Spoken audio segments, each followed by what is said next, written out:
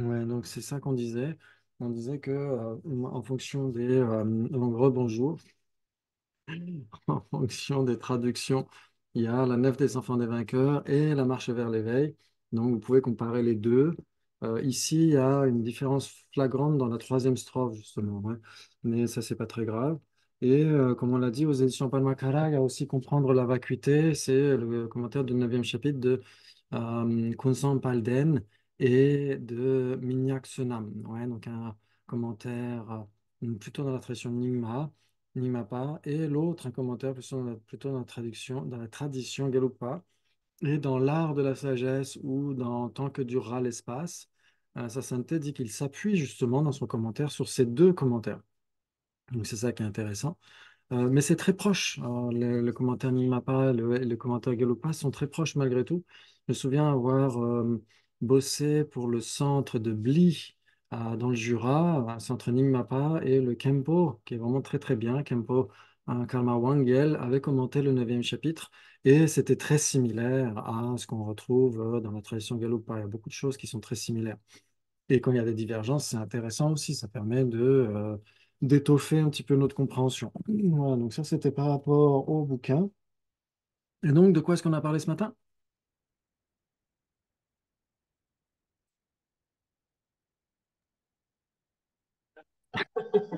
Déjà. Là, ça calme tout le monde. Ouais. Et non soit de la personne, non soit des phénomènes. Oui, exactement.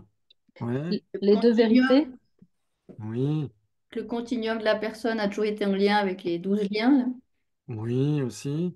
Oui, très bien. Waouh, que des choses pralinées. Ouais, donc en effet, on a dit que dans la première strophe, euh, l'auteur du texte, donc le Bodhisattva Shantideva, dit qu'il faut que tous les enseignements du Bouddha mènent directement ou indirectement à la sagesse de la vacuité, parce qu'elle est vraiment primordiale si on veut se sortir du cauchemar samsarique et aider les autres à en faire autant. Ouais. Et ensuite, il dit il y a les deux vérités. Donc, les deux vérités, on y reviendra, parce qu'il faut vraiment essayer de comprendre du point de vue prasangika, ce qu'on entend par les deux vérités, quelle est leur relation, etc., etc. Donc, on y reviendra.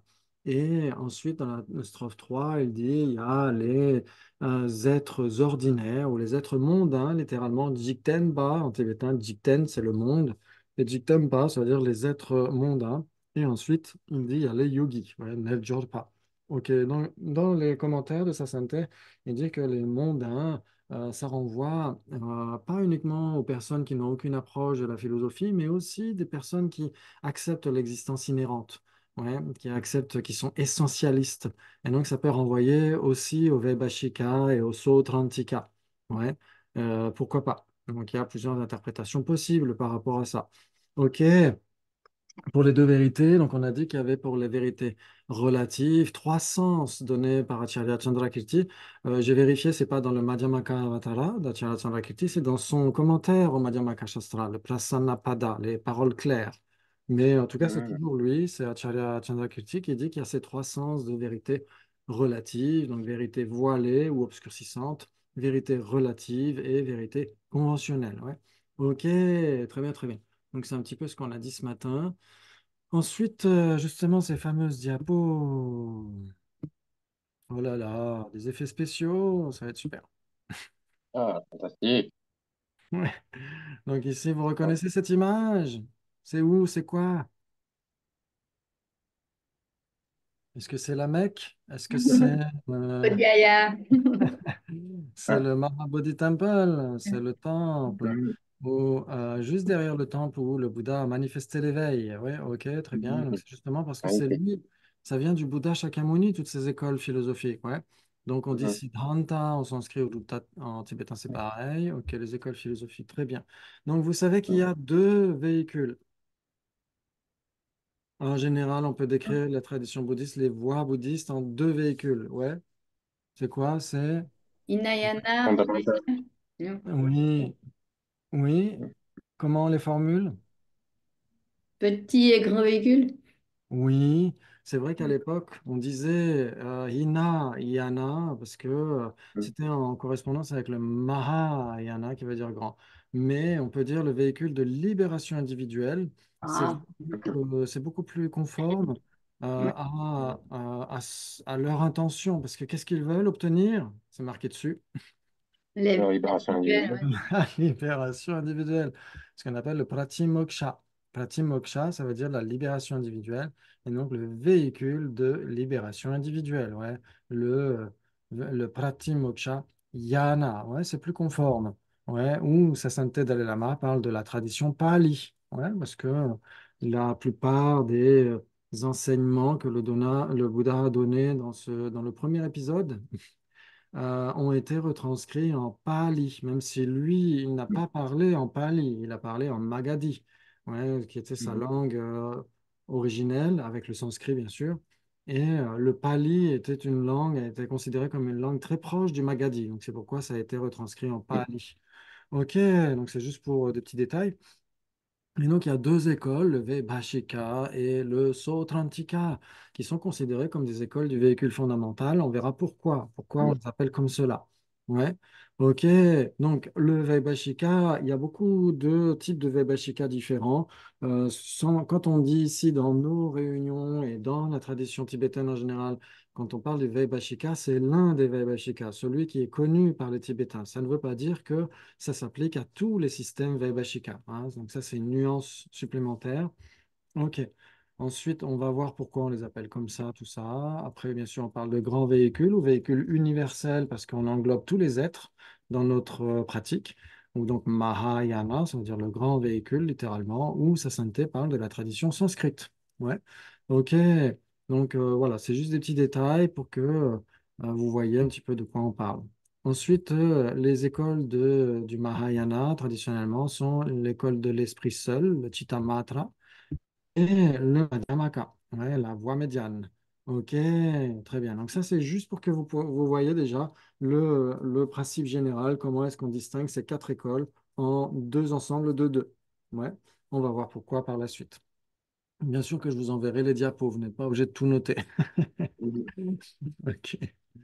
Et donc, les deux premières, elles sont fondées sur l'épisode 1. Ouais, c'est ce qu'on a dit ce matin, vous vous souvenez? Ouais, c'est quoi l'épisode 1 de l'enseignement du Bouddha? Les quatre nobles vérités. La première Oui, roue. exactement, le premier tour de roue qui évoque les quatre nobles vérités que vous connaissez par cœur, comme un mantra, les quatre nobles vérités. Exact. La vérité de la Et la souffrance, la vérité de l'origine de la Mhm. souffrance, la vérité de la souffrance cessation et la et le chemin, la Oui, voie.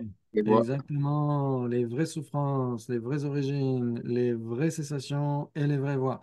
Ouais, alors c'est vrai que, en y réfléchissant tout à l'heure, en préparant le pseudo-repas, je me suis dit, c'est vrai que quand on parle d'origine, ça a tendance à impliquer un début. Donc c'est peut-être pour ça qu'on se dit, tiens, quand le Bouddha a parlé des vraies origines, peut-être qu'on se dit, bah, il a parlé d'un générique de début. Mais en fait, pas du tout. C'est pas ça que ça veut dire. Ouais. Ça veut dire que les vraies origines, c'est le karma et les kleshas. Ça ne veut pas dire que ce soit les causes initiales, ouais, qu'il n'y a rien avant. Ouais. C'est pas comme le Big Bang. C'est pas du tout la même chose. Ok, très bien.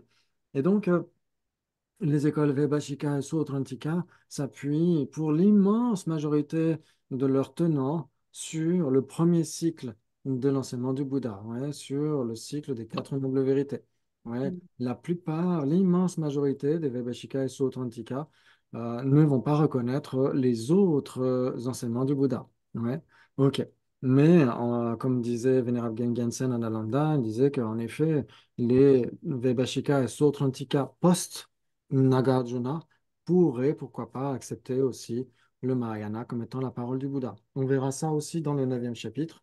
Le Bodhisattva Shantideva s'en préoccupe aussi. Ouais. Ok, très bien. Donc ça, c'est pour mentionner un petit peu ces différents points ici.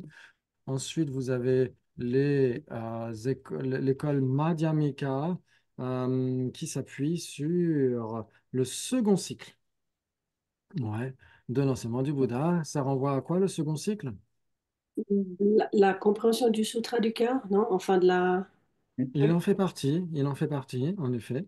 Ouais. Oui. Aucun phénomène n'a d'existence inhérente ou d'existence propre, je crois. Ouais. Oui, alors en effet, on parle de le sutra du cœur. De quoi est-ce qu'on parle quand on parle du sutra du cœur? C'est le sutra de la quintessence. Ouais, littéralement, Hridayam en sanskrit, ça veut dire la quintessence. Donc nous, on dit le cœur en français. Mais moi, pendant longtemps, je pensais que c'était le cœur, genre la bonté, etc. Surtout que c'est Arya Avalokiteshvara qui en parle un maximum. Mais en fait, c'est la quintessence. La quintessence de quoi? De la perfection de Non, sagesse. sagesse. Ouais, des prajna paramita, ouais, les perfections de sagesse. C'est ça le second cycle. Ouais. Et bien sûr que le sutra du cœur, c'est la quintessence. C'est pourquoi on peut dire aussi le sutra de la quintessence de la perfection de sagesse. Ouais, parce qu'il résume les perfections de sagesse. Ouais, vous êtes d'accord? Mhm. Ok. Ah, En effet, dans les perfections de sagesse, le Bouddha parle de l'absence d'existence inhérente de tous les phénomènes. Ouais. Ok, très bien, très bien. Bravo. Et il y a encore un sutra plus abrégé que le sutra du cœur. C'est quoi? C'est le sutra en un mot. Ouais, c'est juste A. Mhm. Juste la première lettre, ouais. Ouais, Ah. c'est Non. Mhm. A. Ah. Ouais, Ouais, voilà. c'est le Mhm. seul sutra au monde dont le titre est plus long que le texte lui-même. Mais c'est une forme abrégée du Sutra du cœur ou c'est complètement un autre Ah, sutra? c'est carrément un autre sutra, ouais. C'est le Ah oui, sutra d'accord. en un mot. Ouais. Ah, c'est... Ouais. le Qu'on sutra retrouve d'ailleurs. d'un mot, c'est En ça? un mot, exactement, ouais. Et donc, vous le retrouvez par exemple dans Perfection de sagesse aux éditions du Seuil. C'est un petit livret qui reprend les perfections de sagesse telles que le Sutra du cœur et d'autres sutras mentionnés par le Bouddha. Il y a aussi l'Akshayamati Nirdesha Sutra, etc. Et il y a aussi la perfection de sagesse en un mot. Ouais, ok, très bien. Très bien, très bien. Ok, donc on a dit le Madhyamaka, c'est la voie médiane et cette école s'appuie sur le second cycle, principalement, hein. Ça ne veut pas dire qu'il n'accepte pas les autres cycles, mais il s'appuie surtout sur le second cycle. Ok, très bien. Et le Chittamatra s'appuie sur le troisième cycle, principalement. Ouais, ok, très bien. Ok. Et donc, entre toutes ces écoles, les deux premières ne vont accepter que le premier cycle, comme on l'a dit, comme étant la parole du Bouddha. C'est ce qu'on a dit tout à l'heure. Ok. Et les autres écoles, donc ça, c'est sur les quatre nobles vérités, comme vous l'avez dit, en effet, parfaitement. Très bien. Et les autres écoles vont s'appuyer sur les trois cycles. Ouais, les écoles mahayanistes vont accepter les trois cycles de l'enseignement du Bouddha comme étant la parole du Bouddha. Ouais, ok. Mais c'est là où justement les écoles mahayanistes vont faire une distinction entre quels sont les enseignements interprétables et les enseignements définitifs. Ouais, ok. Donc, juste un petit détail, ces enseignements qui sont interprétables doivent être interprétés. Ouais, donc c'est au passif. Ouais, pendant longtemps, à la FPMT, en anglais et en français, on disait interprétative ou interprétatif. Mais en fait, non. Interprétatif, ça veut dire ce qui interprète. Alors que là, quand on dit Jangden en tibétain, ça veut dire qui doit être interprété. Donc, interprétable. Ouais, ok. Donc, ça, c'est très important. Ok. Ensuite, donc c'est pourquoi les écoles mahayanistes telles que Chittamatra et Madhyamaka vont faire une distinction entre les paroles du Bouddha, vont dire, ok, certaines paroles du Bouddha sont interprétables, d'autres paroles du Bouddha sont de sens définitif. Ouais. Alors que les écoles fondamentales, Vaibhashika et Sautrantika, vont dire tout ce que dit le Bouddha est à prendre au pied de la lettre. Ouais. Ok, très bien. Est-ce que ça va jusqu'à maintenant? Oui. Mhm. Par Ouais, contre, ok. pour les mayanistes, ce qui est de sens définitif, c'est tout ce qui touche à la vacuité. Pas nécessairement. Pas Ah, nécessairement parce que euh, pour les prasangika, madhyamika, ils vont dire si la vacuité est le sujet principal d'un sutra, à ce moment-là, ce sutra est considéré comme étant définitif. ah oui, Si les vérités conventionnelles sont les points principaux d'un enseignement du Bouddha, à ce moment-là, cet enseignement est interprétable. Ouais. Il s'appuie sur justement l'Akshayamati Nirdesha Sutra pour mentionner ça parce que c'est mentionné littéralement. Ouais, par contre, les Chittamatrins vont dire il faut que ce soit littéral, il faut que ça puisse être pris au sens littéral. Les Swatantrika, Madhyamika vont dire il faut que ce soit littéral et en plus que ça parle de la vacuité. Donc, d'accord. c'est Ils ont pas. chacun leur, ouais, Oui, leur oui, oui, standard. Ok. exactement, tout à fait. Très J'ai une, bien. Oui, j'ai une petite question. Juste, les trois cycles, c'est ce que tu as mis là sur la oui, diapo d'avant. exactement. Ouais, Ok, donc tu as les quatre nobles vérités, Les Oui. perfections de la sagesse. Et l'excellente discrimination, c'est quoi? Oui, exactement. Ça veut dire que dans le premier cycle, le Bouddha parle surtout du non-soi de la personne. Et donc, il semble sous-entendre qu'il y a soit des phénomènes, ouais, que les phénomènes existent de manière véritable. Ensuite, dans Mhm. la perfection de sagesse, il va dire aucun phénomène n'existe de manière véritable. Et donc, dans le troisième cycle, dans surtout le Samdhi Nirmochana Sutra, qui est traduit en français sous le titre Le Sutra du dévoilement du sens profond. Ouais. C'est un sutra du troisième cycle dans lequel il y a une discussion entre le Bouddha et plusieurs bodhisattvas. Et je crois que c'est dans le chapitre 10 où l'un des bodhisattvas, Paramartha Samudgata, demande au Bouddha, lui dit, dans le premier cycle, vous avez dit les phénomènes ont une existence véritable. Dans le second cycle, vous avez dit qu'aucun phénomène n'avait d'existence véritable. Donc, Mhm. qu'en est-il? C'est là où le Bouddha a fait une discrimination. Il a dit, il y a certains phénomènes qui ont une existence véritable et certains phénomènes qui n'en ont pas. Ouais. Et donc, c'est pourquoi on l'appelle le cycle sur l'excellente discrimination, parce qu'il a discriminé entre les phénomènes qui avaient une existence véritable et ceux qui n'en avaient pas. Ouais. Ok, merci. Super, excellent. Très bien. Et donc là, on retrouve les quatre écoles en fonction de leur appartenance initiale à un véhicule. OK, donc Pratimokshayana ou Mahayana. OK. Pourquoi est-ce qu'on parle des écoles du véhicule fondamental? Quand on parle d'une école du véhicule fondamental, qu'est-ce que ça sous-entend? Ça sous-entend qu'elle n'accepte que l'on soit de la personne. Ouais. OK. Et donc, forcément, vous avez parfaitement compris ce que veut dire une école mahayaniste. C'est une école qui accepte uniquement le notion de la personne ou pas? Non, qui accepte aussi Les quoi? phénomènes aussi. Qui Des accepte aussi le phénomènes. non-soi des phénomènes. C'est ça que ça veut dire, exactement. Oui, une école pratimokshayaniste, une école du véhicule fondamental, c'est une école qui n'accepte que le non-soi de la personne. Et une école mahayaniste, c'est une école qui accepte aussi, en plus du non-soi de la personne, qui accepte le non-soi des phénomènes. C'est magnifique ça. Ouais. Ok, très bien. C'est comme ça qu'on les distingue. Ouais, très bien. Mais après, faites attention parce que ici, quand on parle des véhicules, on pourrait se dire, ok, on parle de motivation, mais en fait, là, on parle d'écoles qui appartiennent à un véhicule. Ouais. On peut avoir une vue qui appartient à un véhicule et entrer dans une voie d'un véhicule ou pratiquer un véhicule. C'est deux choses différentes.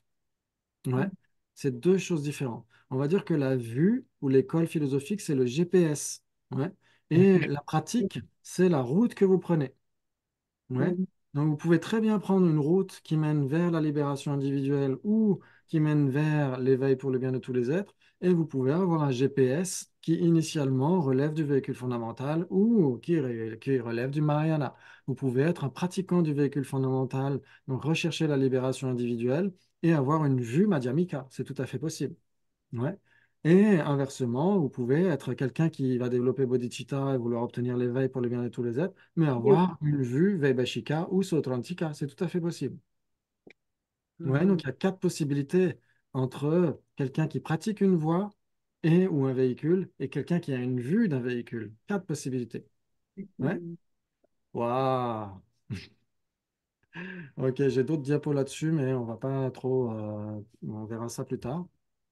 Très bien, très bien. Est-ce que ça vous parle jusqu'à maintenant? Quand on parle d'une école ou d'une vue qui appartient à un véhicule, ça veut dire est-ce qu'elle accepte le non-soi de la personne uniquement ou le non-soi des phénomènes en plus? Ouais, c'est ça que ça veut dire. C'est pas est-ce que on veut obtenir la libération individuelle ou est-ce qu'on veut obtenir l'éveil pour le bien de tous les êtres. Ça, c'est la pratique d'un véhicule. Ouais, c'est pas la vue. Ouais. Ok, très bien, très bien. Parfait. Ok. Et donc ensuite, on a, ok, le Vaibhashika. Ok, Vaibhashika, on les appelle comme ça parce que il y a eu des conciles après le départ du Bouddha. Il y a eu trois conciles communément reconnus. Et au cours d'un concile, ils se sont posé la question, qu'est-ce qui est la parole du Bouddha ou pas? Ouais, et donc, il y a eu à un moment donné des subdivisions. Ouais, il y en a qui ont considéré que le Bouddha avait surtout évoqué un Vinaya en particulier, un code éthique en particulier et pas un autre. Ouais, donc il y a eu des écoles successives qui se sont développées. Vous avez eu le Sarvastivada, ça c'est le Vinaya qui est suivi chez les Tibétains. Samatya ou Samitya, c'est deux façons de parler. C'était le code éthique de Joe Atisha en particulier. Il y a Mahasangika et Staviravada. Staviravada a donné en Pali, ensuite Theravada. Ouais. Theravada. Ah Ouais, ouais. là, le Staviravada, c'est en sanskrit. Mais si vous lisez le premier livre avec sa sainteté, la Vénérable Toten Sjödön, ça s'appelle Approaching the Buddhist Path. Elle dit que si vous demandez à des Theravadins s'ils sont Vaibhashika, ils vont dire on ne connaît même pas le nom. C'est même pas ce que ça veut dire. Ouais. Donc Ouais. là, comme on l'a dit ce matin, c'est doxographie, c'est répertoire des vues, c'est un petit peu artificiel. Il ne faut pas imaginer qu'on doit faire rentrer nécessairement les gens dans des boîtes, etc. Ouais. Tout le monde clame être le détenteur de la vue médiane, de la voie médiane. Personne dit, ah, moi je suis absolutiste ou moi je suis nihiliste. D'accord. Tout le monde clame être un tenant de la voie médiane. Ok, très bien. Mhm. Donc, Vaibhashika, ok, très bien. Et justement, au cours d'un des conciles, certains ont dit, ok, le Mahavibhasha, qui est un compendium sur la phénoménologie, certains vont dire ce n'est pas la parole du Bouddha, ce sont les sutras qui sont la parole du Bouddha. Et donc, ça a donné l'école des sutras. Et donc, les tenants de l'école des sutras, on les appelle Sautrantika. Ouais, donc, c'est pourquoi et il y a cette division-là. Et ceux qui acceptaient le Mahavibhasha comme étant la parole du Bouddha, on les a appelés Vaibhashika. Ouais, c'est pour ça qu'il y a ces divisions-là. Ok, très bien. Donc, il y a deux subdivisions sur la base de différents traités, des Sautrantika. Vous avez par exemple, est-ce que vous avez déjà entendu parler de l'Abhidharmakosha d'Acharya Vasubandhu? Oui. Non? Oui, ok. Oui. Donc le texte racine lui-même, c'est un point de vue Vaibhashika, et l'autocommentaire, c'est un point de vue Sautrantika. Ouais. Acharya Mhm. Vasubandhu va réfuter certains de ces points de vue dans le texte racine en disant, ah non, on dit en fait ceci, cela, etc. Et donc l'autocommentaire va être Sautrantika. Ouais, Sautrantika Mhm. qui suit les Écritures. Ouais. Et est-ce que vous avez entendu parler de Pramanavartika, le commentaire du compendium de cognition valide? Bien sûr, hein. Ah Oui, non. ben, Non, oui. ok, oui. Donc ça, c'est un traité d'Acharya Dharmakirti sur la logique, etc. Et dans son traité, il parle d'un Sautrantika, mais pas le même que celui d'Acharya Vasubandhu. Et donc, on va l'appeler le Sautrantika qui suit le raisonnement ou qui suit la logique. Ouais, donc c'est pourquoi il y a deux types de Sautrantika. Ouais, ok, très bien. Donc là, c'est juste des petits détails, vous inquiétez pas si ça ne vous parle pas. Voilà, Sautrantika qui suit les Écritures, qu'on retrouve surtout dans l'autocommentaire d'Acharya Vasubandhu. Sautrantika qui suit la logique, qui est surtout du point de vue de Acharya Dharmakirti. Ouais. Ok, très bien. Donc ça, c'était pour les écoles fondamentales. Ensuite, le Chitta Matra, ça veut dire esprit seul. Ouais, Chitta, esprit. Matra, ça veut dire seul. Ouais. Qu'on appelle aussi Yogacara, ouais, la pratique de yoga. Ouais. Ok. On appelle aussi Vijnana Vada, ouais, les tenants de la conscience. Ok. Et aussi Vijñapti Matra, c'est d'autres noms. Ouais. Dans les textes, vous pouvez trouver ces différents noms. C'est pas très grave. En général, on dit Chitta Matra. Il y a des subdivisions, le Chittamatra qui suit les Écritures, à la suite d'Arya Asanga, si vous avez déjà entendu parler d'Arya Asanga. Ouais, Oui. dans ses traités, il parle surtout du Chittamatra qui suit les Écritures, et le Chittamatra qui suit la logique, c'est d'autres parties des textes d'Acharya Dharmakirti. Ouais, ok, très bien. Juste, Et oui, Christophe, tu peux juste oui, rajouter, il y a le Sotantrika qui suit les Écritures et le oui, Sotantrika qui suit qui suit la la logique. logique. C'est ça, c'est la même Ouais, chose. Ok. exactement, qui suit la logique ici, ou qui suit le raisonnement, c'est pareil, ouais. Ok. Très bien. Pour les Chittamatra, il n'y a pas euh, Vasubandhu aussi, normalement? Oui, exactement. Acharya sur la fin de sa vie, était plutôt Chittamatra. Ouais, donc c'est pour ça, grâce à tous ces écrits, c'est comme ça que les Tibétains arrivent à retracer ces doxographies. C'est grâce à ces écrits en particulier, ils arrivent à dire, bah tiens, l'Abhidhamma-kosha est plutôt Vaibhashika, l'autre commentaire est Sautrantika. Puis après, il y a d'autres textes que vous pouvez, par exemple, lire en français. Ça s'appelle Cinq traités sur l'esprit seul. Ouais, c'est traduit en français. Et c'est d'Acharya Vasubandhu aussi, dont le Panchaskanda Prakarana, où il parle des cinq agrégats, etc. Et là, c'est du point de vue Chittamatra. Ouais. Ok, très bien. Donc, il y a une autre division du Chittamatra, c'est le Chittamatra tenant de l'aspect vrai, tenant de l'aspect faux. C'est pas du tout corrélé avec les tenants des Écritures et tenants de la logique. Ok, c'est juste d'autres subdivisions. Très bien. Et ensuite, ce qui va nous intéresser en particulier, parce que le Bodhisattva Shantideva est considéré comme étant Prasangika Madhyamika. Ouais? Ok, donc un tenant de la voie médiane. Qu'on appelle aussi la voie médiane, on l'appelle aussi le Niswabhava Vada. Ouais? Niswabhava, ça veut dire l'absence de nature propre. Ouais. Et Vada, ça veut dire bah, le système, on pourrait dire. Ouais. Donc, Ni Swabhava Vada, c'est la même chose que Madhyamaka. Ne vous inquiétez pas pour le sanskrit. OK. Donc, souvent, on trouve une confusion entre l'adjectif et le substantif. Ouais. Par exemple, dans Tant que durera l'espace, en particulier, hein, dans le commentaire du 9e chapitre de sa sainteté, dans cette version Tant que durera l'espace, ils disent par exemple le Madhyamika Vatara, mais en fait c'est le Madhyamaka Vatara. Donc c'est juste pour que vous sachiez que quand on a Madhyamika avec un A long, c'est l'adjectif, et quand on a juste Madhyamaka, c'est le substantif. Ouais, c'est juste comme ça. Adjectif. Ouais. Mais les diapos, je vous les enverrai, donc enfin, vous n'êtes pas obligé de noter, mais c'est comme vous voulez. Ouais. Ok, très bien. Parfait. Et donc là, il y a deux subdivisions majeures du Madhyamaka, parce que, comme vous le savez, le maître par excellence de la voie médiane, c'est qui? Il y en a plusieurs. Arjuna? Ariana Garjuna. Gardner. Oui, Nagarjuna, ouais. Ouais. exactement, Ariana Nagarjuna, qui est considéré comme le second Bouddha. Qui est serpent sur la tête, là, ouais. Mhm. Oui, et sa sainteté considère en effet que c'est comme le second Bouddha. C'est lui le maître par excellence de la voie médiane, un maître exceptionnel, franchement exceptionnel. Et donc, il a écrit 5 ou 6 traités sur la voie médiane, des traités dialectiques, ouais, où on emploie, il y a un grand renfort de raisonnement, et il y a un traité qui prouve la vacuité du point de vue des Écritures. Ouais, c'est le Sutra Samuccaya, qu'on trouve en français sous le titre Le livre de la chance. Je ne sais pas pourquoi ils l'ont appelé comme ça, mais allez savoir. Et, ouais, Le c'est- livre de la chance. Et donc, c'est le Sutra Samuccaya dans lequel Arya Nagarjuna prouve la vacuité du point de vue des Écritures. Mais on sait très bien que les Écritures seules ne peuvent pas suffire parce que le Bouddha a été extrêmement pédagogue. Il a parlé à certains types d'auditoires et n'a pas nécessairement tout dit à tout le monde. Vous êtes d'accord? Ouais. Ok, donc c'est surtout du point de vue de ces traités dialectiques qu'on essaie de prouver la vacuité, et en particulier le traité racine de la voie médiane, le Madhyamaka Shastra, ouais, qui a un nom plus long aussi, mais ça, c'est pas la peine. En général, personnellement, je dis Madhyamaka Shastra, c'est le traité de la voie médiane. Ok, et donc c'est sur la base de ce traité qu'il y a eu des divisions. Ouais, au début, il y a Acharya Buddha Palita qui a commenté le texte, ça existe en anglais d'ailleurs, donc je vous enverrai toute une liste de bouquins. Comme ça, si vous ne savez pas quoi faire cet été. ouais, c'est ça, ouais. Acharya Buddha Palita a commenté le Madhyamaka Shastra dans le Buddha Palita Vritti. Et ensuite, Acharya Bhaviveka a fait aussi un commentaire en critiquant Buddha Palita, en disant non, on ne devrait pas employer la conséquence à l'absurde, on devrait employer des syllogismes autonomes.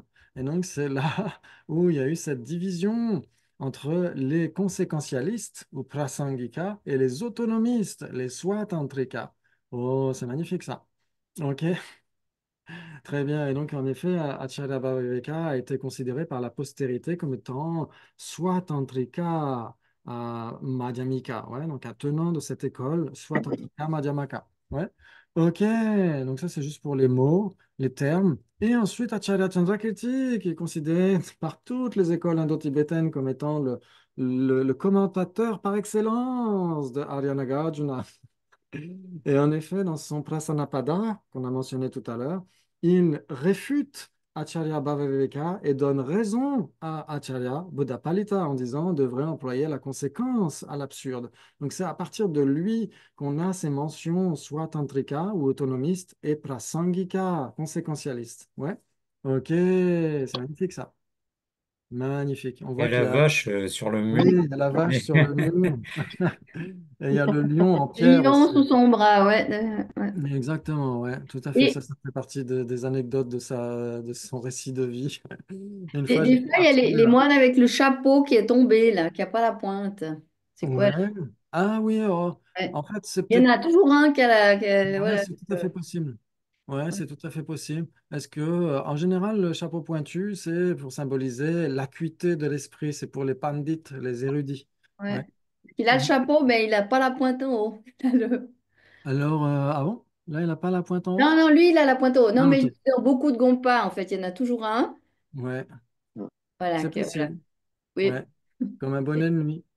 Non, mais voilà. Ok. Bon. Très bien. Donc ici, le Madhyamaka, c'est la voie médiane. Ouais, ça va, on est tous d'accord là-dessus. OK. Donc elle est divisée en deux, Prasangika d'un côté et Swatantrika de l'autre. Ouais. Donc selon la postérité indo-tibétaine. Ouais.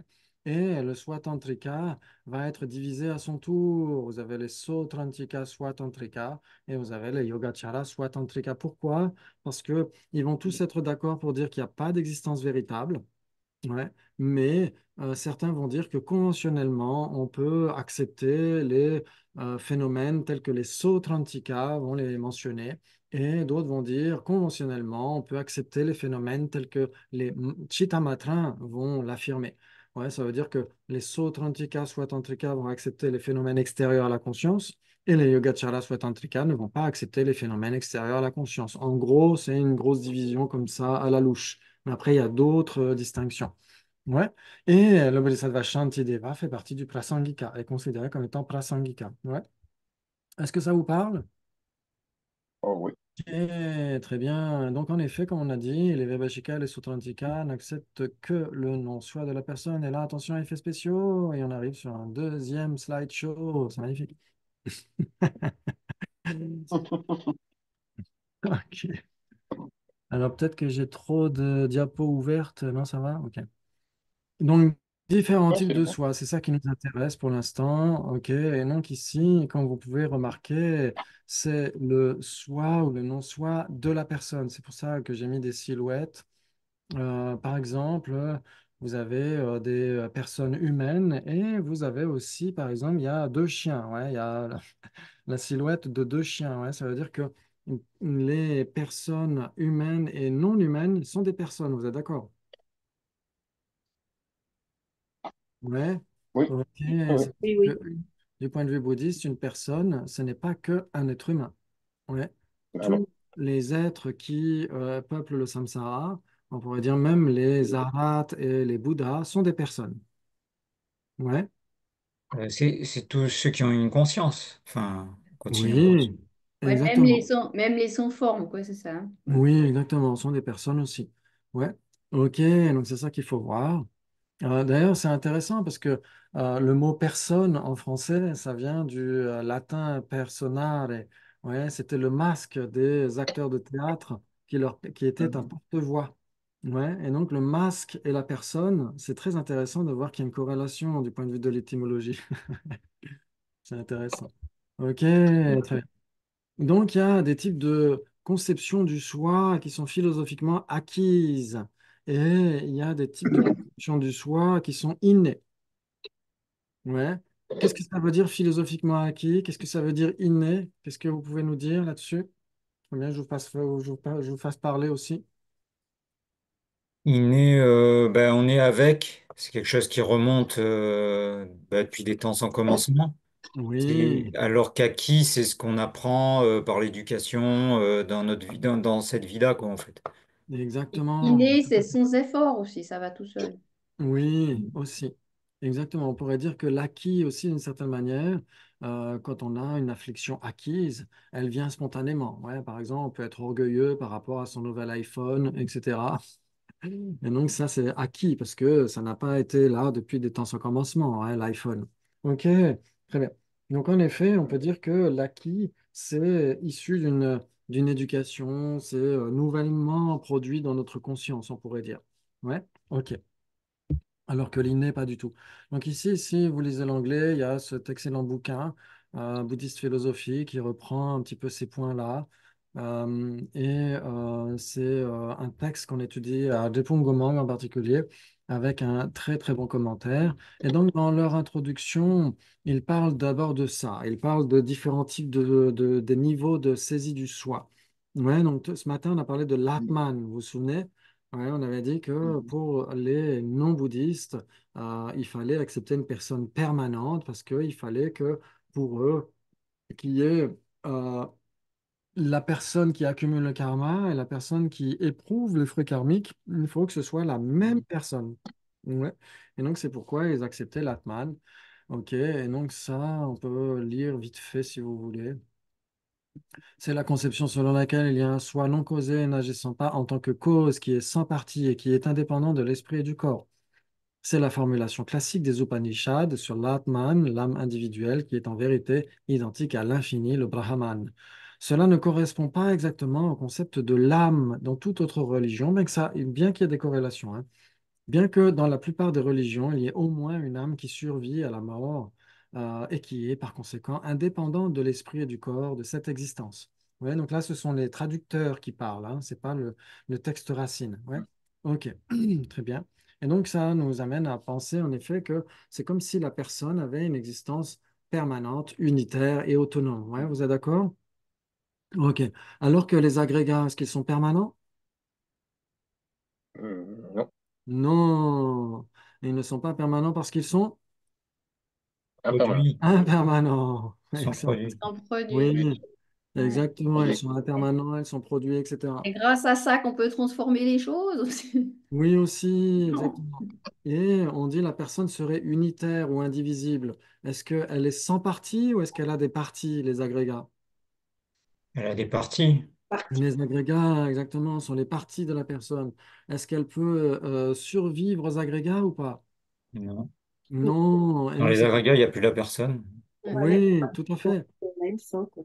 Exactement. C'est pourquoi, si on disait que la personne était permanente, indivisible et autonome, alors que les agrégats sont impermanents, multiples et dépendants, c'est comme si la personne était d'une nature totalement séparée des agrégats. C'est comme une âme de la personne qui serait séparée des agrégats, qui se trouverait dans un absolu quelque part, etc., mais qui n'aurait aucun lien avec les agrégats, puisque la personne serait permanente, unitaire et autonome, alors que les agrégats sont impermanents, multipartites et dépendant. Ouais, ça joue? Oui. Ok. Et donc les prasangika vont dire, ce type de conception, c'est philosophiquement acquis. Aucune personne qui ne met le nez dans des bouquins de philosophie, etc., ne va spontanément imaginer que sa personne serait une entité séparée de ses agrégats. Ouais, c'est ce que diront les prasangika. Ils diront que ça, cette saisie d'un soi permanent, unitaire et autonome, c'est philosophiquement acquis. Ouais, ok. Et donc, c'est là où il y a cette distinction entre l'inné et l'acquis. Ouais, une personne autosuffisante et substantielle, ça peut être les deux. Ouais, ok. Et donc, alors bien sûr que même, euh, euh, ouais, on va pas trop rentrer dans les détails. Ok, une personne autosuffisante et substantielle, qu'est-ce que ça veut dire? Et donc là, c'est toujours les traducteurs de bouddhisme philosophie qui parlent. Ils disent c'est la conception d'un soi qui ne serait pas seulement permanent et unitaire, mais qui serait le chef de l'esprit et du corps. Ouais, c'est un petit peu plus subtil malgré tout. Cette conception prévaut dans notre langage ordinaire concernant le soi. Ne dit-on pas mon corps ou mon esprit, comme si le je était le possesseur ou le maître de l'esprit et du corps, qui seraient ses possessions ou ses sujets. Ouais. Quand souvent, Sasanté en parle dans plusieurs commentaires, dans plusieurs de ses enseignements. Il dit que si par exemple, si quelqu'un arrivait avec une baguette magique et nous disait, OK, tu peux changer le corps très imparfait, etc., contre le corps d'une déité de longue vie, par exemple, est-ce qu'on dirait oui? Mhm. Moi, oui. Pour moi, moi c'est surtout si on me proposait d'échanger ce corps contre celui du chanteur de Maroon 5. Mais Ah, ça jouerait, ça jouerait aussi pour le corps d'une déité de longue vie. Ok. Et aussi, si avec une baguette magique, on nous disait, OK, est-ce que tu peux échanger cet esprit très puéril, très limité, etc., contre la sagesse omnisciente d'Arya Manjushri? Moi, je dirais oui tout de suite aussi. oui. Ouais. Et donc, on a l'impression que c'est comme si on pouvait changer toutes les pièces, mais que la personne serait malgré tout la même. Ouais, serait en train de manipuler les agrégats. Les agrégats seraient dépendants de la personne, mais la personne ne serait pas aussi dépendante des agrégats que eux le sont d'elle. Ouais, un petit peu comme un pilote dans un avion en plein vol. Ouais, si par exemple le pilote fait une annonce en cabine et dit OK, moi je vais sauter en parachute, bonne fin de voyage, il y aurait de quoi flipper, non? Bah ouais. Ouais. Par contre, si ce sont les passagers, eux, qui sautent en parachute, le pilote, il est tranquille, il peut quand même continuer son voyage. Ouais, ok. Et donc, c'est comme Alors, si les... pas vraiment, hein, parce que s'ils sautent, c'est qu'ils ont ouvert la porte et puis il y a une dépressurisation. Ils ne Oui, peuvent plus bon, alors, voler non plus. s'ils sont suisses, ils sont très polis et ils vont Ah fermer la bon? porte après, oui. Ah bah, on sort tout. D'accord. Tant pis, ils volent à basse altitude, c'est bon. Ouais. Mais en effet, si les passagers s'en vont ou font un malaise, etc., ça ne va pas changer grand-chose pour le pilote. Par contre, si c'est lui qui fait un malaise et qu'il n'a pas mis le pilote automatique, ça peut être un peu dangereux. Ouais, donc on a l'impression spontanément que les agrégats dépendent plus de la personne, comme les passagers dépendent plus du pilote, que le pilote dépend des passagers. Ouais, Mhm. ça joue ou pas? Ouais. Ouais. Regarde les sourcils français de Myriam. Non, non, mais ça pose plein de questions, mais dans le, oui, oui, dans l'idée, je suis d'accord. Après, Oui, ça pose plein de questions parce qu'en effet, là, ce sont des types de soi auxquels on adhère spontanément, mais qui ne sont pas du tout en accord avec la réalité. mhm, Ouais, ça va être réfuté. C'est pourquoi on parle du non-soi. Ouais. Ok, mais en mhm. effet, comme dira le Bodhisattva Shantideva dans le chapitre 9, sans contacter l'objet de négation, comment est-ce qu'on pourrait le réfuter? Ouais, donc il faut avoir bien à l'esprit ce que veut dire l'objet de négation, ce qu'est la cible, pour pointer du doigt vers la bonne cible. Ouais, c'est très important. Donc là, ce que ça veut dire, c'est que le chef, ce serait le je Oui, dans ce, tout à fait. ok. Et les esclaves ou les sujets du roi, ce sera Hmm, l'agrégats. Ouais. d'accord. Oui, donc deux, quoi. En fait, il y aurait vraiment ce... Oui, il y aurait, en effet, il y C'est aurait ça que tu dis, la personne et les agrégats, c'est ça en fait, oui, cette distinction que tu fais ici. Pour, exactement. Et ouais, donc, en effet, ok. la personne et les agrégats, toutes les écoles philosophiques vont accepter qu'elles sont différentes. Ouais, une personne et cinq agrégats, c'est pas la même chose, hein, sauf pour Jean-Claude Van Damme. 1 et 5, c'est pas la même chose. Ouais. Mais en effet, donc c'est nécessairement différent. Ouais, donc là, tout le monde sera d'accord là-dessus. Mais certains pourraient dire que la différence est encore plus marquée dans le sens, ce serait une différence d'entité ou une différence de nature. Ouais. C'est comme si, c'est comme si on pouvait supprimer les agrégats et la personne resterait malgré tout là, d'une certaine manière. Comme si elle pouvait survivre aux agrégats ou comme si elle était supérieure à l'ensemble des agrégats. Ouais, Mhm. On a cette impression-là parce que quand on donne un ordre à notre corps, en général, il obéit. Donc on a l'impression que le jeu est supérieur aux agrégats. oui, oui, tout Mais à en fait. vérité, sans le corps, le jeu, il peut rien faire, quoi. Exactement. Mais Tout la à fait. même chose dans l'autre sens, si tu as l'impression de perdre quelque chose de ton corps, c'est comme si tu perdais le dessus de quelque chose en fait, puis que tu dis c'est pas Mm, normal. exactement. Ça, tu Parce comprends, que ouais. malgré tout, on peut. L'attachement aussi à ce corps quand même d'une autre manière. Tout Et à fait. ça, on perd quelque chose qu'on se rend compte, non, mais c'est pas normal. Du moment qu'on peut plus faire quelque chose physiquement, on va râler aussi. Enfin, c'est Oui, exactement. Et donc, dessus. cette saisie de la personne autosuffisante, donc autosuffisante, c'est ça que ça veut dire, hein, le pilote d'avion est plus important d'une certaine manière que les passagers. Et substantiel, on va voir ce que ça veut dire aussi. Ouais. Ça, c'est très important. C'est ce qu'on étudie dans les débats, justement, dans le Sautrantika, pour ensuite aborder la voie médiane. C'est très, très important. Ouais. Et donc, Oui, oui. pardon. Donc, ça voudrait dire que ce serait pas interdépendant en fait. Oui, d'une certaine manière, c'est comme si la dépendance n'existait que dans un sens, comme si les Oui, agrégats dépendaient de la personne, mais la personne dépendait moins des agrégats d'une certaine manière.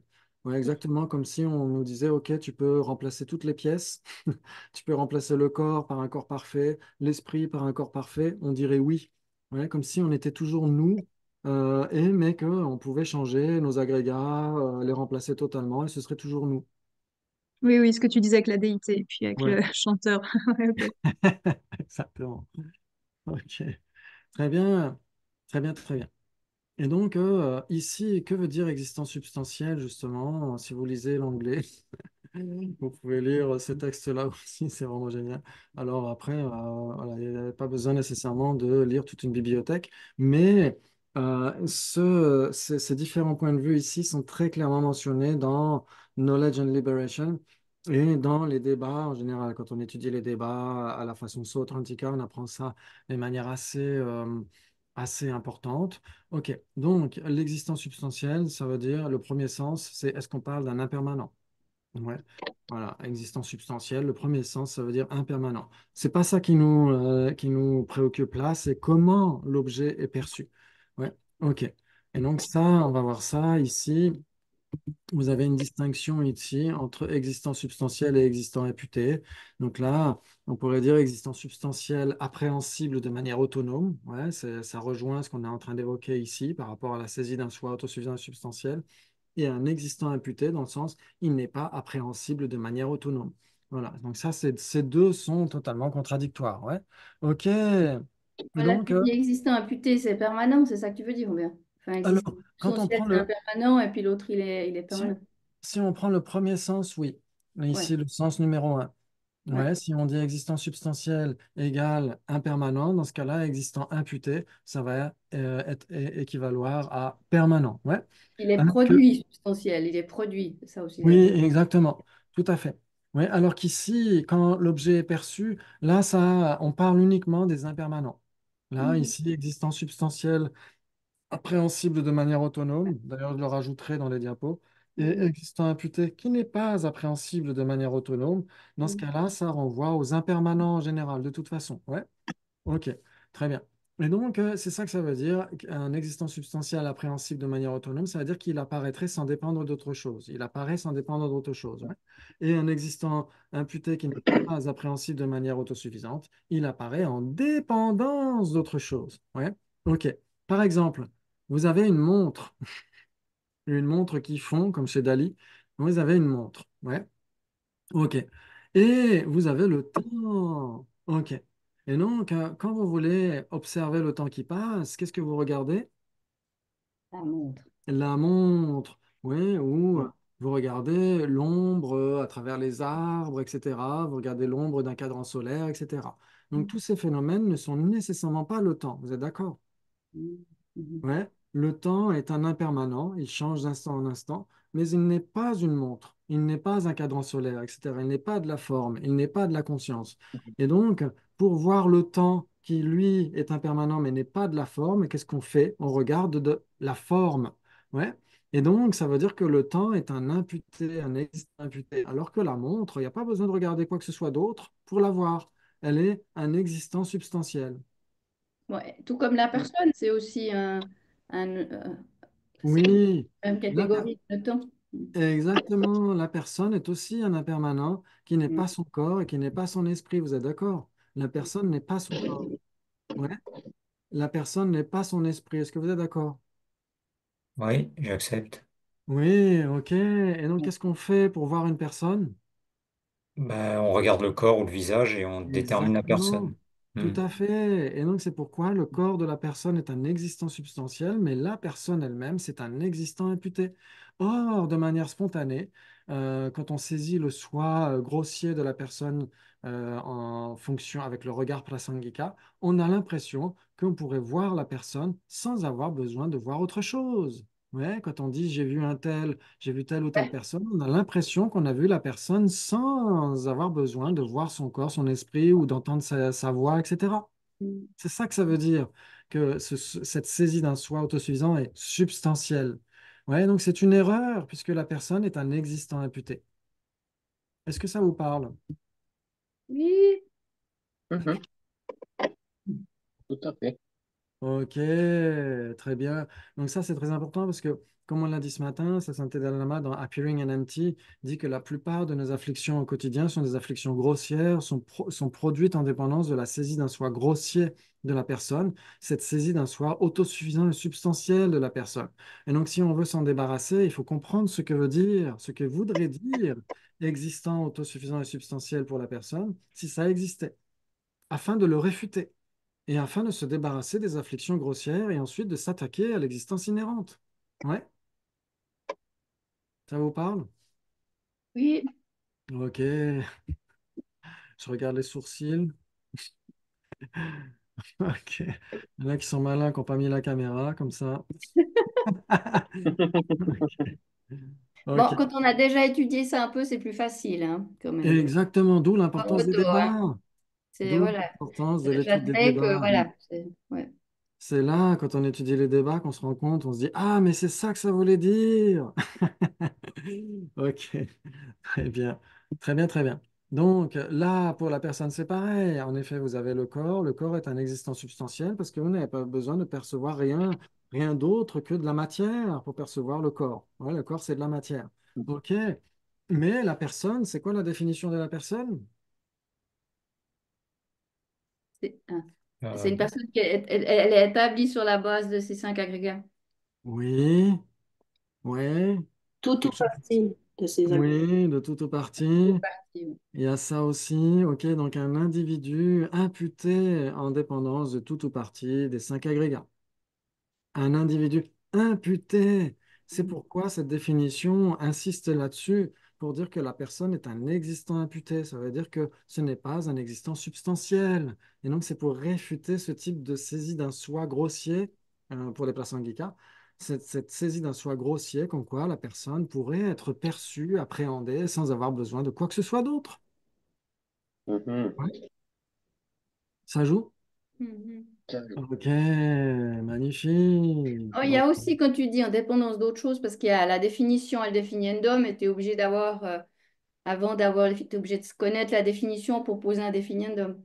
Oui, mais dans le cas Ça paraît ici, aussi avant, enfin, ouais, je vois aussi ça, non? ouais. Dans le cas ici, en effet, de, euh, en fait, on ne peut connaître un définiendum qu'en ayant connu d'abord la définition, mais on peut Ouais, savoir ce qu'est une personne, malgré tout, rencontrer une personne, etc., sans nécessairement connaître la définition d'une personne. Vous êtes d'accord? Ouais. ouais. Jusqu'à ce qu'on apprenne les débats, la philosophie bouddhiste, on n'avait pas nécessairement entendu la définition d'une personne. Et pourtant, on rencontrait tous des personnes et on savait à peu près ce qu'était une personne. Mais on ne sait jamais vraiment. Je me rappelle, c'est Sergio Rinpoche qui disait, bah, vous avez été écouter le Dalai Lama, on pense que on connaît le Dalai Lama, mais en fait, il est beaucoup plus que ce que je vois. Enfin, il est pas. Oui, Il y a tout le continuum voilà, des vies passées même qu'on n'a oui. pas Mais en conscience. même temps, Parce que je si, vois, c'est pas ce que je pense. Enfin, voilà. oui, mais on pourrait contre-argumenter en disant s'il fallait tout connaître d'un objet pour connaître cet objet, il faudrait être omniscient pour avoir une Ah oui, non, connaissance. mais alors on est bien d'accord. Mais... Non, mais d'avoir conscience que, voilà, que pour moi, ce que je sais, c'est une Ouais. mini part, quoi. Mm. Ouais. Et Ok. ouais. Donc ici, quand on dit sans dépendre d'autre chose, ça veut dire sans dépendre d'un phénomène qui serait d'une nature autre. Ouais, ça veut dire qu'en effet, le corps, c'est de la matière. On perçoit le visage, c'est de la matière, donc ce n'est pas une nature autre. Ouais. Ok. Alors que la personne, c'est un composé non associé. Ouais. Donc ce n'est nécessairement pas de la matière. Ok, très bien, très bien. Donc, ici, maintenant, c'était quoi? C'était par rapport à différents types de soie. Alors, pourquoi j'ai mis ça? Ça va renvoyer. Ah, le fichier n'existe pas. Ok, d'accord. Ouais, ça, c'est ce que tu as dit au dernier. Moi, j'avais de la peine que la personne n'est pas de la matière. Ça, c'est quelque chose aussi qui est important. Enfin, Oui, vous n'êtes pas votre sinon, on corps. aurait tendance à. Enfin, voilà. Bon, au début, je la Oui, voyais comme visible form, tu vois, avec une forme, une parce couleur. que si Moi, on dit. mais c'est pas Ouais, ça. Ouais. Mhm. Et parce que tu dis que la personne est un composé non associé, ça veut dire ni forme. Ouais, elle a pas elle a ni matière ni conscience. oui, Oui, c'est d'accord. quoi? Est-ce que tu C'est l'as quoi? appris, mais c'est pas si simple à comprendre dans le. Pas simple Ouais. du tout même. Ouais, Non, ah bah, tout à fait. c'est quoi la définition d'un composé non associé? Et Ah, ni c'est fond ni conscience. existant qui n'est ni forme ni conscient, je crois. Voilà, qui n'est ni forme ni conscience. C'est un phénomène qui est. Phénomène, oui. Voilà. ok, donc ça veut dire que l'espace incomposé est un composé non associé alors. Non, un condition space, tu dis, ou bien. Non, non, l'espace incomposé, ouais. C'est Oui, alors l'espace, par exemple, entre moi et l'ordinateur, parce que c'est aussi, c'est l'espace, aussi un l'espace incomposé. component space. Oui, l'espace incomposé, ouais, l'espace incomposé, est-ce que tout le monde est d'accord pour dire que c'est permanent? Oui. Oui. Ouais, Ok, donc si c'est permanent, ça ne peut pas être de la forme et ça ne peut pas être de la conscience, vous êtes d'accord? C'est un ouais, non complet. Ouais. Ouais, donc si on dit que la définition d'un composé non associé, c'est un phénomène qui n'est ni forme ni conscience, eh ben, il s'en suivrait que tous les permanents seraient des composés non associés. Non, c'est un phénomène impermanent qui n'est ni forme ni conscience. Ah, un impermanent qui n'est ni forme ni conscience. Ok, très bien. Donc par exemple, le temps, par ah, exemple, le c'est ça. samedi, Ouais, c'est un, samedi, un phénomène conditionné quand même. voilà, il faut Voilà. rajouter conditionné Conditionne phénomène. Voilà, impermanent. Parce que si on ne dit voilà, pas conditionné, à ce moment-là, ça ne voilà, joue pas. voilà, c'est Ouais. un phénomène conditionné. Ok, par exemple, samedi, est-ce que tout le monde est d'accord pour dire que samedi est impermanent? Oui, Oui, Oui. Ok, Oui, est-ce que samedi est une forme et de la matière? Non. non, non, Non. Est-ce que samedi est de la conscience? non. Non. Et donc samedi est un composé Aussi, non hein, ouais. associé. Ouais, c'est un impermanent qui n'est ni matière ni conscience. Ouais. Et le samedi est la cause du dimanche. Oui, ça, on est d'accord. Ok, Non, mais ça vient aussi tout seul. voilà. Non, mais ça explique aussi ces choses que avec la tête, on peut pas vraiment comprendre, en fait. Je sais pas comment dire. Ouais, Tu peux ouais, ouais, comprendre, mais c'est beaucoup plus subtil que ça. ouais. Mais ici, par rapport aux composés non associés, c'est très important de comprendre ce que ça veut dire parce que la personne est un composé non associé. La personne est impermanente, vous êtes d'accord? Oui. La personne n'est pas son corps, vous êtes d'accord? oui. Si la personne était son corps, on ne pourrait pas dire la personne est intelligente ou Pierre s'ennuie ou Pierre se demande ce qu'il fait là samedi après-midi alors qu'il pourrait se balader, etc. Faire du vélo, ouais, électrique.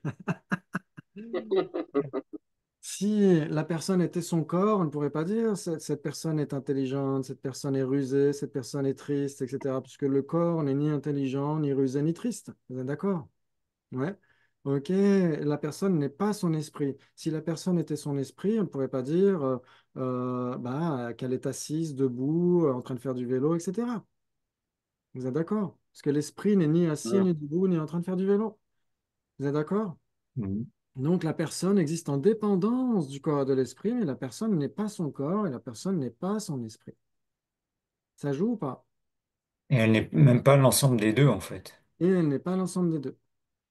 Ouais. Ok, waouh, c'est magnifique. Très bien.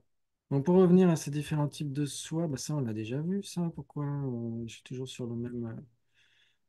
Ok, donc on essaiera de voir aussi. Hum, ok, donc ça on l'a vu, très bien. Après, j'aurai d'autres diapos, mais ce sera peut-être pour demain, parce que je ne veux pas non plus trop vous abreuver de tout ça. Ok, très bien. Donc, ce qu'il faut essayer de voir, c'est que là, on parle déjà des différents types de soi et non soi. C'est déjà peut-être déjà trop fait, non? Je vous ai déjà abreuvé. C'est pour ça que Camille elle rigole. Oui, j'ai dit c'est fait. Moi, je suis la brevet, c'est bon. Donc, on va essayer de Mais réfléchir c'est ensemble. bon. On va essayer de réfléchir ensemble parce que ça, c'est très, très important. Parce que je me souviens, quand on avait fait pour le PEBA du Sankala Chakra, on avait fait le dernier volet du Lamrim, c'était sur la vision spéciale, sur Vipassana. Et moi, j'étais facilitateur et traducteur. Et en fait, qu'est-ce qu'on a fait pendant les classes de révision? On n'a fait que des débats. Et les gens, normalement, d'après les retours qu'on a eus, ont fini par comprendre de quoi il s'agissait. Ouais, c'est parce que si on parle de autosuffisance substantielle, etc., ça peut être très, très déroutant. Ouais, donc est-ce que tout le monde est d'accord pour dire que la personne se trouve là où se trouvent ses agrégats? Oui. Ok, très bien. Ouais.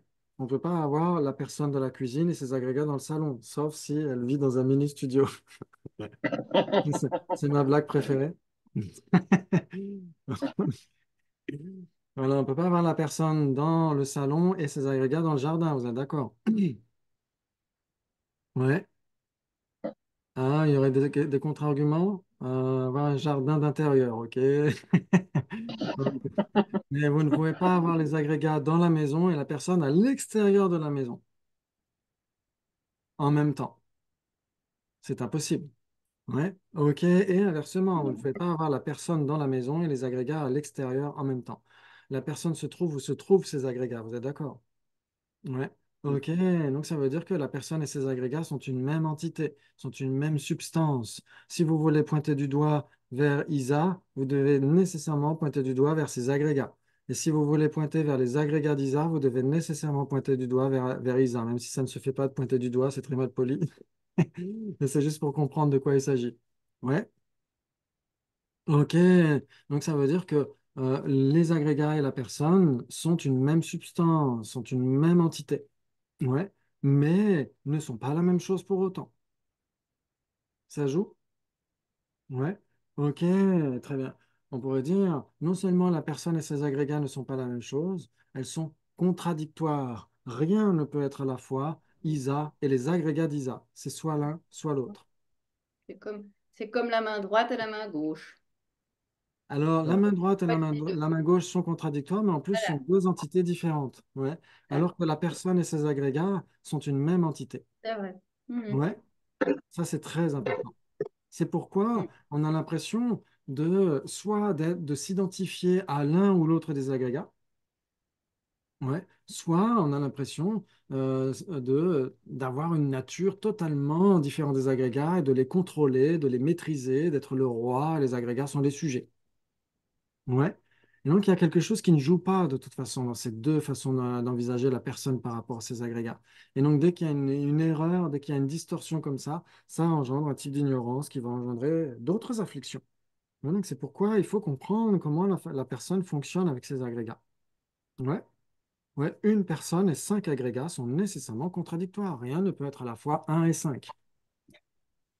Ouais. Même si on disait, sans parler de cinq agrégats, même si on disait le corps et l'esprit. Ouais. Le corps et l'esprit sont deux. Ouais. Et la personne est une. Rien ne peut être à la fois un et deux. C'est impossible. Ouais. Ça joue? Mhm. Mhm. Ok. Très bien. C'est très important. Très, très important. Mhm. Ok, ok. Ensuite, hein, donc on a parlé de ces types de non-soi, ok, par rapport aux écoles philosophiques. Donc, si on n'accepte que le non-soi de la personne, on appartient à une école philosophique basique, ouais, du véhicule fondamental. Et si en plus on accepte le non-soi des phénomènes et en particulier celui des agrégats, à ce moment-là, on a une école qui appartient au véhicule mahayaniste. Ouais, ça joue? Ok, très bien, très bien. Excuse-moi, tu peux répéter juste ce que tu as dit pour conclure la dernière phrase? Ouais. Si on est un tenant, si on a une école philosophique qui n'accepte que le non-soi de la personne, on est un tenant d'un véhicule fondamental, on a une vue philosophique du véhicule fondamental, soit Vaibhashika, soit Sautrantika. Et si on accepte en plus le non-soi des phénomènes, à ce moment-là, on va considérer qu'on est un tenant mahayaniste. On a une vue soit du Chittamatra, soit du Madhyamaka. Ouais. Ok, ça c'est très important. C'est très important. Et il y a quelque chose qui peut nous confondre en plus, c'est que quand on parle pour les Vaibhashika et les Sautrantika, ils vont considérer que cette tasse est un non-soi personnel. Un non-soi personnel. Bienvenue chez les dingues. Pourquoi? Parce que c'est quelque chose d'extérieur au jeu, donc c'est de toute façon un non-soi personnel, c'est ça? En fait, ils vont dire que, puisqu'il y a, on pourrait dire d'une manière très superficielle, ce n'est pas tout à fait juste, mais on pourrait dire de manière très superficielle, puisqu'il n'y a pas de moi autosuffisant et substantiel, il n'y a pas de mien autosuffisant et Ah substantiel. oui, oui. Il n'y a pas d'objet d'usage d'un moi autosuffisant et substantiel. C'est pourquoi même cette tasse est un non-soi personnel, puisque ce n'est pas un objet expérimenté ou un objet d'usage d'un moi autosuffisant et substantiel. Il ramène tout au moi, en fait, c'est pourquoi. C'est pourquoi on dit que même une tasse, c'est un non-soi, puisque pour les Vaibhashika, les Sautrantika, si c'est un non-soi, c'est nécessairement un non-soi de la personne, puisque cette tasse n'est pas un soi, c'est un non-soi. Et puisque c'est un non-soi, c'est nécessairement un non-soi de la personne. Cette tasse est un non-soi de la personne. Mais il parle pas du non-soi de la tasse aussi? Alors, le non-soi de la tasse est un non-soi personnel, nécessairement. Ah bon, ok. Oui, puisqu'il n'accepte pas de non-soi des phénomènes. Ah Ouais, oui, ouais, c'est logique, ouais. Ok. c'est Enfin, logique pour eux, quoi. Ok. ouais, c'est logique avec un peu de Hmm. paracétamol. Ok, très bien. Donc, est-ce que tout le monde est d'accord pour dire que le corps n'est nécessairement pas la conscience? J'accepte. C'est vrai. Ouais. Ok, le corps, c'est de la non-conscience. Mhm. Ouais. Et Et la la conscience. non-conscience est permanente du coup. Ah bon? Non, mais le non-conscient, toi, si on dit le non, le non-objet, tu vois, Oui, c'est pas une tasse, non-tasse. Non. oui. Absence de conscience. C'est en effet. Alors, quand on dit non-tasse, non-tasse est permanente. Mais si c'est une Ah, non-tasse, c'est pas nécessairement permanent, hein. ok. Non, non, mais Donc, tu vois. donc là, le corps qui est de la non-conscience, le corps reste impermanent, vous êtes d'accord?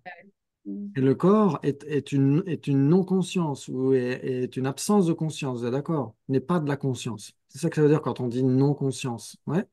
Ok. Et la Mais, conscience, oui, pardon. ouais, excuse-moi, mais c'est quand même le corps physique est quand même en relation avec la conscience. Tout à fait. Oui, voilà, c'est ça. La relation, c'est OK, mais Oui, on distingue vraiment les deux, matière physique et exactement. puis OK. Tout à fait. Mais, Exactement. mais c'est une cause aussi, le corps, de l'esprit, de la conscience. Oui, c'est exactement, tout à fait. C'est une cause, dans le sens, une condition coopérante. Ouais. C'est-à-dire que D'accord. s'il y a pas un cerveau humain, on n'aura pas une conscience humaine. On aura une conscience, mais pas une conscience humaine. Ouais, si on a un Voilà, cerveau d'accord. animal, on aura une conscience animale. Si on a un support physique d'esprit avide, on sera un esprit avide. On aura une Voilà. conscience d'esprit avide. Ouais. C'est un petit peu comme la conscience, c'est un petit peu comme de la lumière, on pourrait dire. Après, quelle que soit la couleur de l'ampoule, c'est ça qui va lui donner sa coloration. Mais ça reste de la lumière de toute façon, ouais. Ouais. Et là, pour Oui, l'esprit, ça reste de l'esprit, ça reste de la clarté cognitive, mais en fonction d'un corps particulier ou d'un cerveau particulier, etc., ça va lui donner une coloration spécifique. super. Merci beaucoup. Impeccable. Et donc, en effet, le corps, c'est de la non-conscience, et la conscience, c'est du non-corps, c'est de la non-matière. Vous êtes d'accord? Ouais. Ok. Et donc, si on dit que la personne est à la fois le corps et l'esprit, ça veut dire que la personne serait à la fois matière et non-matière. Comment est-ce que c'est possible? Mhm. Ouais. Ou la personne serait à la fois conscience et non-conscience. Comment c'est possible? Ouais. Comme disait Alfred de Musset, il faut bien qu'une porte soit ouverte ou fermée. Ouais. C'est soit l'un, soit l'autre. Mhm. Ouais. Soit on est de la matière, soit on n'est pas de la matière. Si ça existe, c'est de la matière ou pas de la matière. Si ça existe, c'est soit de la conscience, pas de la, ou soit pas de la conscience. Ça ne peut pas être les deux en même temps. Mais ça, c'est une loi de non-contradiction. Ouais. C'est-à-dire que soit c'est impermanent, soit ce n'est pas impermanent. Soit c'est rouge, soit ce n'est pas rouge, etc., etc. Ouais, ça ne peut pas être les deux en même temps. Mhm. Ça joue? Ça ne peut pas avoir deux natures contradictoires en même temps. Mhm. Ok, très bien, très bien. Donc c'est pourquoi la personne ne peut pas être à la fois matière et conscience. Elle n'est pas le corps et l'esprit. Elle n'est aucun des deux. Mais elle existe en dépendance des deux. Ouais, ça joue? Voilà, magnifique. Alors que nous, de manière innée, et même aussi de manière philosophiquement acquise, si on est né dans des bouquins ou qu'on a une éducation religieuse, philosophique, etc., on pourrait penser que la personne euh, soit serait indépendante du corps et de l'esprit, soit serait à la fois le corps et l'esprit, etc., etc. Ouais. Or, ce n'est ni l'un ni l'autre. Ouais, la personne n'est pas à la fois le corps et l'esprit, et la personne n'est pas non plus indépendante du corps et de l'esprit. Ouais. Oh là là, ça c'est magnifique. Ça c'est très important parce que ça nous amène à comprendre ensuite les raisonnements, Madhyamika. Mika. Moi, je vous enverrai aussi un. Je vais vous envoyer que du matériel, après ce sera à vous d'étudier par vous-même. Je vous enverrai aussi une liste des raisonnements Madhyamika parce qu'on les verra dans la suite du texte, ça pourra nous préparer pour la suite. On verra les éclats de diamant, etc. Et en particulier dans les traités dialectiques d'Arya Nagarjuna, on voit, par exemple, le chapitre 18 du Madhyamaka Shastra, le chapitre 22, elle pose la question, est-ce que la personne est une avec les agrégats ou séparée des agrégats? Ça, c'est très, très important. Ouais. Et dans le chapitre 22, elle se pose la question par rapport au Tathagata. Est-ce que le Bouddha est un avec ses agrégats ou séparé de ses agrégats? Ouais. Ça, c'est très, très important. Ouais. Est-ce que vous avez besoin d'une petite pause? 5 minutes, ce serait pas Ok, mal. Ouais. 5 minutes, ça marche. On fait une pause de 5 minutes et on revient. Et on va reparler de ce point-là qui est vraiment capital et de la relation des deux vérités aussi, parce que c'est très lié. Ok. Ça Ok. marche. Ouais, ça va. Oh, ok. Donc, Génial. On parlait justement de ces raisonnements Mahadyamika. J'ai d'autres diapos. J'ai que ça, en fait. J'ai que des trucs à dessiner, à colorier, finalement. C'est régressif. Alors, C'est trop bien. Et donc, si ça vous intéresse, on peut en voir juste quelques-unes pour voir comment Mm. est-ce que justement, est-ce qu'on compare la personne, pourquoi est-ce que on peut comparer la personne de cette manière et pourquoi c'est fait dans les traités tels que ceux de Bodhisattva Shantideva, ceux de Narayana Nagarjuna, etc. Ok, très bien. Par exemple, il dit, ça c'est dans le Ratnavali que vous retrouvez en français dans Conseil au roi. Ouais, c'est l'un de ces traités dialectiques. Il dit, si l'individu n'est pas la terre, ni l'eau, le feu, l'air, l'espace, la conscience, ni leur ensemble, et si il n'est autre que, quelle personne y a-t-il? Oh, ça c'est magnifique. Ok, donc ça, je vous enverrai les diapos aussi. Et dans ce magnifique commentaire et cette magnifique traduction de Guy Bugeaud du traité Racine, le Madhyamaka Shastra, la strophe 1 du chapitre 18 dont on parlait tout à l'heure, si le moi n'était autre que les agrégats, il serait sujet à naissance et destruction. S'il était la même chose que les agrégats, ouais, s'il était un avec les agrégats. Ouais. Et ensuite, s'il était autre que les agrégats, il n'aurait pas leur caractère. Ok, donc ça, on va essayer de décrypter. Vous savez que si ça existe, c'est soit un, soit différent. Soit c'est singulier, soit c'est multiple. Vous êtes d'accord? Ouais. Ok, donc ça c'est très important. Et là, qu'est-ce que j'ai mis? J'ai mis le penseur, parce que c'est la conscience conceptuelle qui décide de ça. Voilà. C'est la conscience conceptuelle qui décide si quelque chose est un ou si c'est différent. Ouais, par exemple, est-ce que cette tasse et sa couleur sont une ou différentes? Différente. Elles sont différentes, oui, parce que une tasse est caractérisée par la couleur et la couleur est la caractéristique de la tasse. Ouais. Donc elles ne sont pas une, ok? Elles sont une même entité. Ouais, c'est ce qu'on disait tout à l'heure avec Isa et ses agrégats. Si vous voulez pointer du doigt vers Isa, vous pointez nécessairement vers les agrégats d'Isa. Et si vous voulez pointer vers les agrégats d'Isa, vous pointez nécessairement vers Isa. Ouais. Et donc là, c'est très similaire. Si vous voulez pointer vers la couleur de la tasse, vous pointez nécessairement du doigt vers la tasse. Et si vous voulez pointer du doigt la tasse, vous pointez nécessairement du doigt vers sa couleur. Vous êtes d'accord? Oui, mhm. mais la Eh, couleur n'est pas la tasse. mais la couleur n'est pas la tasse et la tasse n'est pas la couleur. Ouais, donc elles sont nécessairement différentes. Ouais, ok.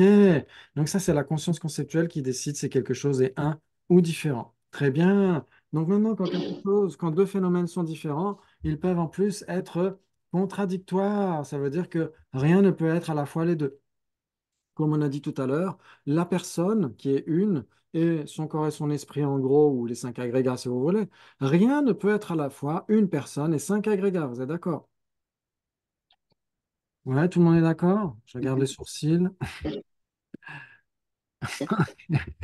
Ok, je vérifie. Rien ne peut être à la fois une personne et cinq agrégats. Vous êtes d'accord? Ouais. Donc la personne et ses agrégats sont contradictoires. Ouais. Et contradictoire, c'est défini comme étant différent et sans base commune. Ouais, il n'y a rien qui est dans tout l'univers intersidéral de Doctor Strange qui puisse être à la fois être une personne et cinq agrégats. Vous êtes d'accord? Ouais. Donc, ils sont contradictoires. OK. Maintenant, la différence d'entité, c'est la perception qui va faire la distinction. Ouais. Quand on dit que la tasse et sa couleur sont une même entité, ça veut dire que elles apparaissent à une même perception directe, mais n'apparaissent pas séparément. Ouais. Ouais, comme on a dit tout à l'heure, la personne et ses agrégats sont une même entité. Qu'est-ce que ça veut dire? Que où se trouve la personne, se trouvent ses agrégats. Et où se trouvent les agrégats de la personne, se trouve la personne. Vous êtes d'accord? Ouais. Oui, Ouais. On a dit, OK, si vous voulez pointer du doigt vers la tasse, vous pointez nécessairement du doigt vers sa couleur. Et si vous pointez du doigt vers la couleur de la tasse, vous pointez du doigt nécessairement la tasse. Vous êtes d'accord? C'est ça que veut dire être une même entité. Ouais. C'est un terme technique, une même entité, des entités différentes, etc., pour voir est-ce que c'est la perception directe qui décide. Ouais. Est-ce que maintenant, OK, maintenant la tasse et le livre, est-ce qu'ils sont une même entité ou des entités différentes? Non, Différent. c'est différent. Des entités différentes. Pourquoi? Qu'elles sont pas une. Parce qu'elles Ah, n'ont pas, elles ont pas de base commune. ok. Elles apparaissent séparément. Oui, non, elles n'ont pas de base commune.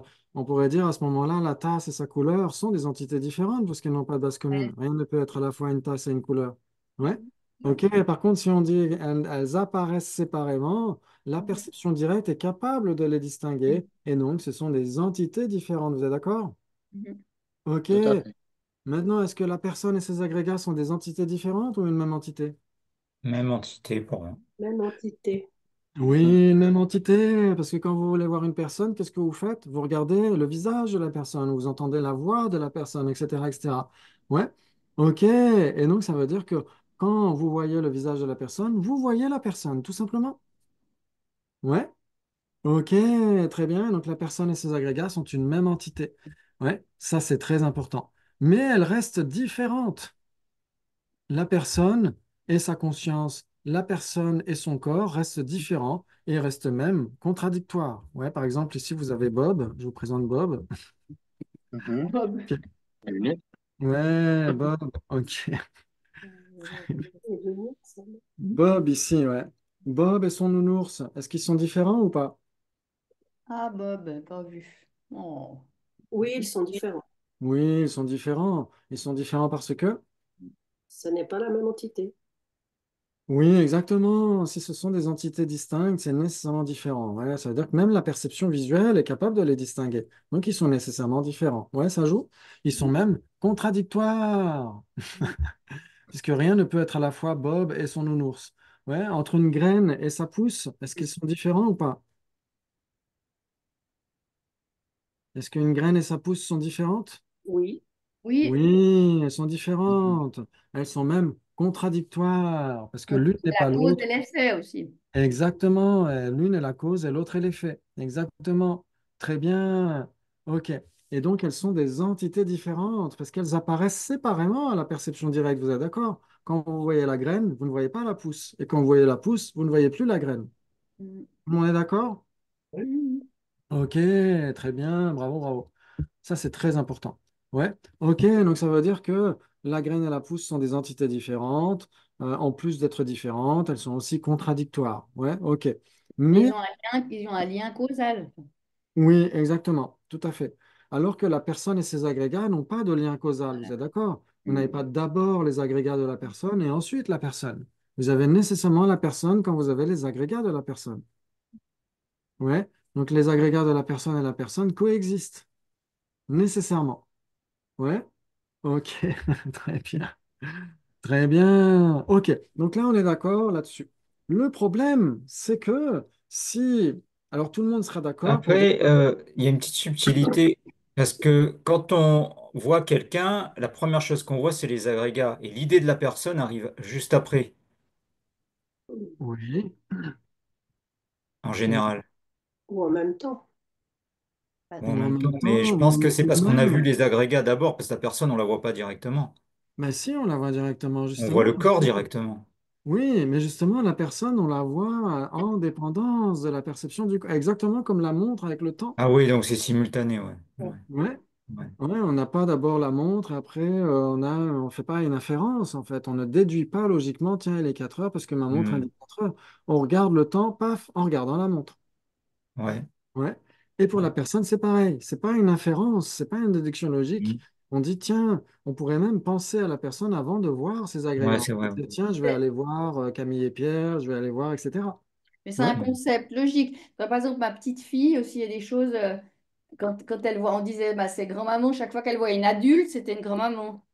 Parce que quelque part, elle faisait Mhm. pas le lien de la différence entre moi en tant que Christine, qui suis sa grand-mère, à une autre Mhm. adulte. Je sais pas si tu vois, Oui, mais du un point de petit vue, enfant, il doit apprendre aussi tout ça, en fait. C'est ça bien que je veux sûr, dire, c'est que ça va par séquence, les concepts qu'on apprend, et Mais qu'après, oui, ça vient mais directement.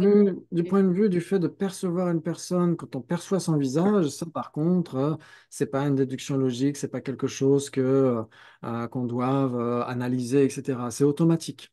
Mais Ouais. Non, mais je veux après, mais dire, par parce que exemple, dans le cas d'une personne, on sait qu'on l'a vue une fois, mais on se souvient plus qui c'est, où on l'a rencontré, on a l'impression quand même qu'on fait une déduction logique pour dire, ah ouais, c'est cette Ah, dans ce personne. cas-là, oui. Dans ce cas-là, oui, Mhm. mais quand on ne peut pas dire qu'on fasse une déduction logique quand on voit le visage d'une personne, on se dit, bah tiens, c'est une personne parce que je vois son visage. Et D'accord. non, c'est hop tout de suite. Ouais, par rapport à ça, Ouais. ouais. Après, par rapport à l'identité de la personne, ça c'est autre chose. Mais par rapport au fait que ce Mhm. soit une personne qu'on voit, là, on ne fait pas de Ah déduction. oui, une personne en général. Ouais, ok. Ouais. Personne, Mhm. ok, j'avais pas Ouais. compris Est-ce non qu'on plus, hein. pourrait dire que c'est une perception directe dans ce cas? Oui, nécessairement. C'est une perception Mhm. directe. Exactement. Ouais. Est-ce que ça joue pour tout le monde? Oui, Ok, très bien. Très bien. Donc, pour récapituler, est-ce que la personne et ses agrégats sont différents? Oui. oui. Vous êtes sûr? Ah oui. Oui. Et Vous êtes même sûr et contradictoire. certain? Ok, ils sont même contradictoires. Ouais, Mhm. contradictoire, ça veut dire que c'est différent et rien ne peut être les deux en même temps. Mhm. Ouais. Ok, rien ne peut être à la fois une personne et cinq agrégats. Ouais, rien ne peut être à la fois un et multiple. Ouais. Vous êtes d'accord? C'est soit l'un, soit l'autre. Ok, bravo, bravo, ça c'est très important. Ok, maintenant qu'on a dit ça, on a dit ok, la personne est contradictoire avec ses agrégats, mais la personne est une même entité avec ses agrégats. Ouais, quand vous voyez le visage de la personne, vous voyez la personne, vous êtes d'accord? Ok, Mhm. donc ça veut dire que la personne et ses agrégats sont une même entité, mais restent contradictoires. Ouais, on verra, j'espère peut-être demain, que c'est exactement la même relation entre les deux vérités, du point de vue madhyamika en particulier. Ouais, donc ça, on va le revoir demain. Si vous le comprenez déjà par rapport à la personne et ses agrégats, ça va vous être utile pour les deux vérités demain. Ouais, ok, ok, très bien. La personne et ses agrégats sont contradictoires, mais restent une même entité, exactement comme la tasse avec sa couleur.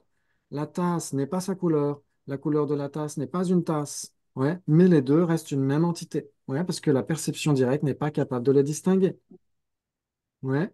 On pourrait dire, par exemple, l'eau qui se trouve, le thé ou c'est quoi, c'est de la tisane, qui se trouve dans la tasse et la chaleur de la tisane. Si je mets le doigt dedans, est-ce que ma conscience tactile va être capable de distinguer la chaleur de l'eau et l'eau?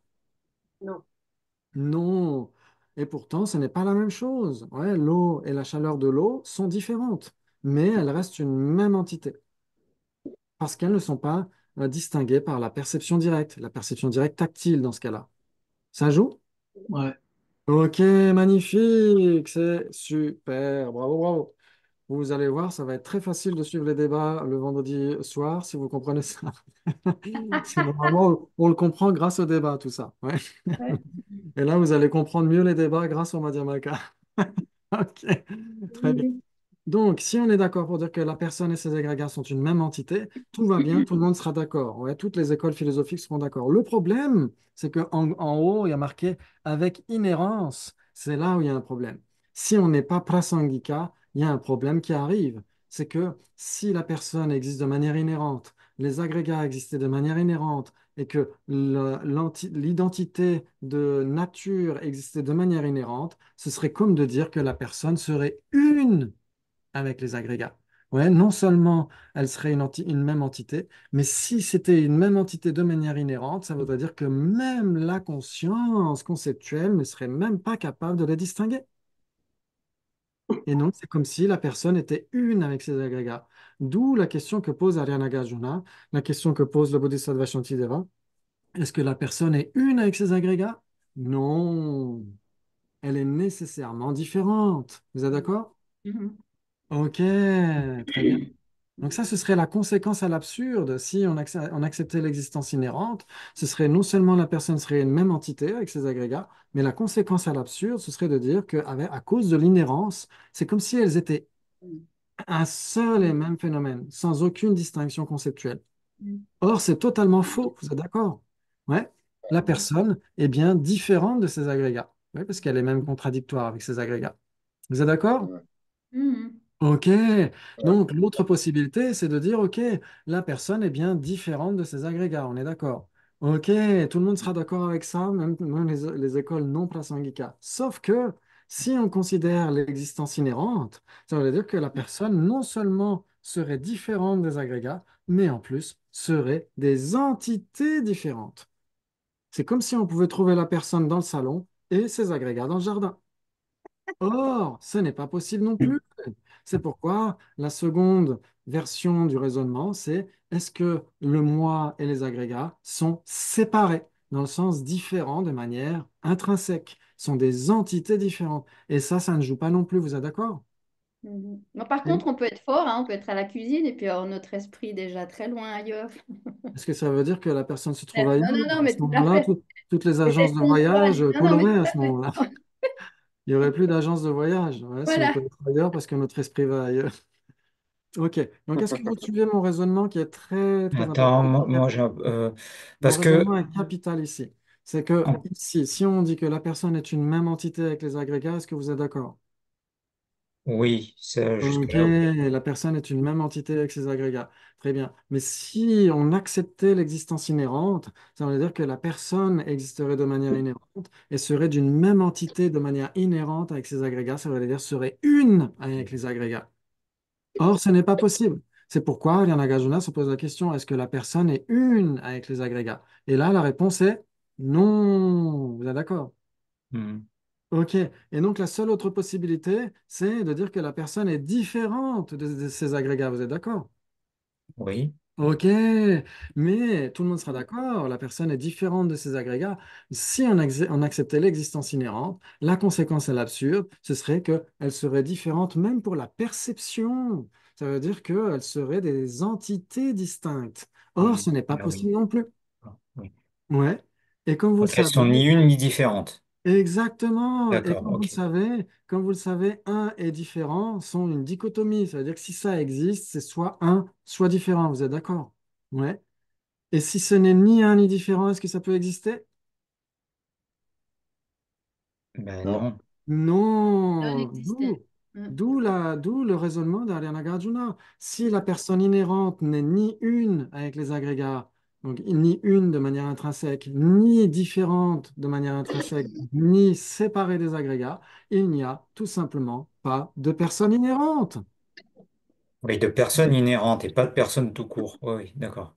Oui, Ouais. ça c'est la recherche des prasangika. On recherche un soi inhérent. On ne recherche Hmm. pas un soi conventionnel, parce que le soi conventionnel, si on se demande où est Jonathan, est-ce qu'on va le trouver? Ah ben oui, en dépendance de mes agrégats, Oui, on peut trouver. exactement. Donc ce n'est pas la recherche des prasangika. La J'ai recherche, une c'est... question.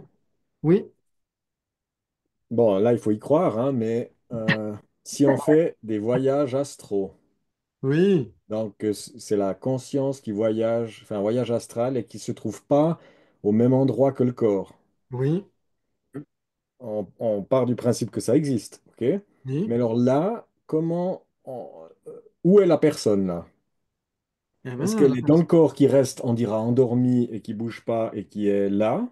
Ou est-ce qu'elle est avec son esprit, sa conscience qui est, je sais pas où, elle peut être dans tout l'espace, on dira. oui, là où se trouve sa conscience. Parce que, comme on dit, on disait tout à l'heure, on disait une personne, c'est un être conscient.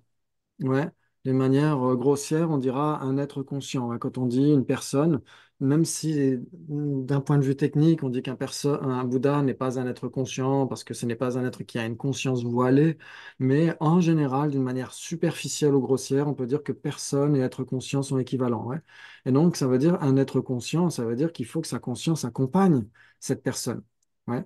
Et donc, on ne dira pas que la personne se trouve dans la chambre si sa conscience est véritablement partie, pas comme quand on rêvasse, etc. C'est pas la même Ouais, chose. ouais, C'est si la conscience est partie ailleurs, dans ce cas-là, le corps de la personne se trouve dans le salon, et pas la personne.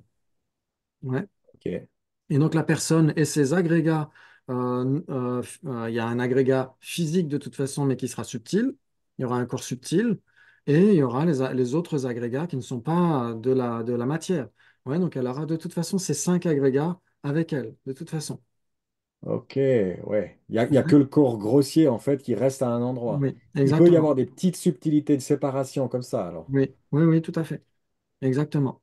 Oui, parce que la personne est nécessairement une même entité avec ses agrégats, donc ces agrégats qui l'accompagnent partout, c'est-à-dire qu'il y a nécessairement sa conscience qui doit l'accompagner, plus ou moins grossière, plus ou moins subtile, nécessairement ses sensations, ses identifications, ses facteurs composés, etc. Ouais. Et sa forme, ouais.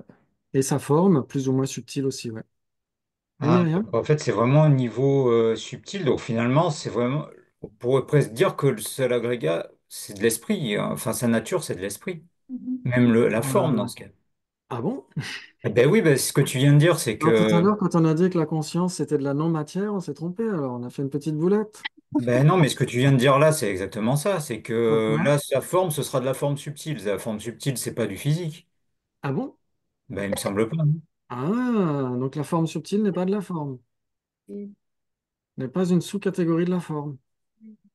Ben, le corps que je revêtis dans mes rêves, pour moi, c'est de l'esprit, hein. C'est pas du physique. Ah bon? Ouais. La Ah, forme, ok. c'est pas que de la matière, hein. Ok. Donc, ce qu'il faut essayer de voir, c'est que il n'y a que les prasangika qui ont fait une distinction entre forme et matière. Ok. Mais ils n'ont pas allé jusqu'au point de dire que forme peut être de la conscience. Ouais, forme et conscience sont quand même contradictoires. Par exemple, si vous regardez une déité, ouais, par exemple Arya Manjushri ou Vajradhara, etc., etc., ouais, une déité dans ce Sambhogakaya, c'est une déité avec un corps subtil. Vous êtes d'accord, le Sambhogakaya? C'est un corps subtil. Ouais, ça reste un corps. Ouais, ça reste de la forme. Or, la forme et la conscience du Bouddha restent contradictoires, ouais, mais vont être une même entité. Exactement comme l'esprit le plus subtil et le prana le plus subtil, ouais, le souffle le plus subtil. Ouais, ils s'accompagnent l'un l'autre, ils sont une même substance, une même entité, mais l'un n'est pas l'autre et l'autre n'est pas l'un. D'accord. Ouais. Ok. Mais donc, c'est quoi? C'est des particules subatomiques à un niveau beaucoup plus petit, si on Ah veut oui, oui, résumer. on peut dire D'accord. d'une certaine manière, c'est du souffle subtil qui se manifeste sous cette forme Ok. d'une déité ou d'un mandala, etc., etc. D'accord. Ouais. Ouais, donc par exemple, je sais pas, le corps éthérique ou alors l'énergie ou des choses comme ça, tout ça, ça reste dans la sphère un peu de la matière, si on veut, mais pas forcément dense et visible. Alors, corps éthérique, je ne sais pas trop ce que ça veut dire. J'en ai déjà entendu parler dans les traditions non C'est bouddhistes. le Mais corps énergétique, en fait. oui, alors si on parle en effet d'un corps qui est fait de souffle subtil, le souffle subtil n'est nécessairement pas de la conscience. La conscience n'est nécessairement pas du souffle subtil, mais les deux vont ensemble. Ouais. Mhm. Exactement comme la personne et ses agrégats. La personne n'est nécessairement pas cinq agrégats. Cinq agrégats ne sont nécessairement pas une personne, mais ils vont de toute façon ensemble, en parallèle. Ouais, ça joue? Ça joue, mais alors qu'est-ce qui, dans le cas d'un voyage astral, effectivement, parce que je me posais exactement la même question, qu'est-ce qui reste, tu peux redire, qu'est-ce qui reste sur le lit si on dit que, voilà, Ben, juste le corps grossier. juste le corps grossier. Il reste Mais donc, vivant, hein, il est toujours vivant parce oui, oui, que bien sûr, dans ce cas-là. ouais, Dans il ce est cas, toujours c'est, vivant. il C'est est pas un vivant. simple cadavre. Ouais. La même Non, non, chose non, que non. les expériences de mort imminente par rapport à ça. C'est similaire. C'est Oui, d'accord. similaire. Ouais. Mhm. Donc Ok. ça veut dire que la personne par exemple, chez les Tibétains, on les appelle les délok. Délok. Dé, ça veut dire qu'ils sont allés au-delà et qu'ils sont revenus. Lok. Ouais, délok. C'est marrant. Et donc, euh, Délocalisation. oui, ça, alors, en tibétain, c'est carrément une autre Ouais, racine. j'imagine. Ça ressemble beaucoup à ça. Une délocalisation, ouais, comme les entreprises qui vont. Ok, laissez tomber. Hmm. Ouais, donc on peut dire qu'entre le corps grossier et le corps subtil, c'est pas une même entité alors. Alors, ça dépend. Ça dépend parce que là où s'il n'y a pas de distinction, ça veut dire que euh, est-ce que le corps subtil apparaît à la perception directe ou pas? Non, justement. Non, c'est peut-être qu'on n'a pas on n'a pas la capacité de le voir, quoi. C'est ça, Ouais. on n'est pas payé pour voir ça, mais peut-être si on était Ouais. éveillé, on verrait, quoi. Enfin, ou si on était Ou clairvoyant. Ouais, ou clairvoyant. clairvoyant, à ce moment-là, en effet, le corps subtil et le corps grossier n'apparaîtraient pas séparément. Ouais, Ouais. la conscience conceptuelle serait capable de les distinguer, mais pas la perception directe. Ouais. Ok. Mais c'est pareil avec, on pourrait dire, ça peut être deux entités, puis une entité, etc. Par exemple, dans les tantras supérieurs, quand on parle du corps illusoire, dans Sri Goya Samadja en particulier, le corps illusoire peut être une même entité avec les agrégats, et quand c'est un corps illusoire pur, à ce moment-là, il peut aller en dehors des agrégats. C'est tout à fait possible. Hmm. Ouais, ou alors on pourrait dire que, par exemple, ok, d'une manière beaucoup plus prosaïque, la tasse et l'anse de la tasse sont une même entité. Le tout et ses parties sont une même entité, vous êtes d'accord? Maintenant, si je casse l'anse et que je mets l'anse d'un autre côté, à droite et la tasse à gauche, elles vont Hmm. être des entités différentes. Mhm. Hmm. Ouais. La feuille de l'arbre et l'arbre sont une même entité, mais quand la Ah, feuille oui. tombe par terre, elles sont des entités différentes. Oui, oui, en effet, ouais. Ouais. Ouais, ouais, donc c'est pas lié pour toujours l'un à l'autre. C'est pas le même continuum en fait, finalement. Alors, c'est pas un continuum simultané, on pourrait dire. Ça veut dire que la forme grossière, de toute façon, c'est pour cette existence. Ouais, alors que la forme la plus subtile qui puisse exister, le souffle extrêmement subtil, ça accompagne la conscience la plus subtile depuis des temps sans commencement jusqu'à des temps sans fin. Ah oui, ok, ouais. Ouais, Parce que ouais, si je comprends. si on était capable de distinguer le corps subtil, on ne verrait pas notre corps comme étant solide comme on peut le voir en fait. Oui, peut-être, on le verrait différemment, c'est tout à fait possible, je Voilà. peux pas vous Ouais, dire. c'est ça que Mais ouais. ce qui compte, c'est de bien comprendre ici ces notions de pourquoi est-ce qu'Aliana Nagarjuna et le Bodhisattva Shantideva se posent la question, est-ce que la personne est une ou différente de ces agrégats parce qu'ils recherchent une personne inhérente, ouais. Et si une personne inhérente était une même entité avec ces agrégats, ça voudrait dire qu'elle serait une avec ces agrégats, elle serait indistincte de ces agrégats. Ouais, donc ça, on le réfute. Très bien. Maintenant, on va dire, OK, la seule autre possibilité, c'est de dire que la personne est différente de ces agrégats. On est d'accord. Sauf que si c'était une personne inhérente, ce serait une personne qui serait intrinsèquement différente de ces agrégats. Et donc, même la perception directe pourrait les distinguer. Et donc, c'est comme si c'était des entités différentes, ouais, comme si la personne et ses agrégats étaient séparés. Or, ce n'est pas le cas non plus. Et donc, puisque la personne intrinsèque n'est ni une ni différente de ces agrégats, il n'y a tout simplement pas de personne intrinsèque ou de personne inhérente. Si ce n'est ni un ni différent, ça n'existe pas. Vous êtes d'accord?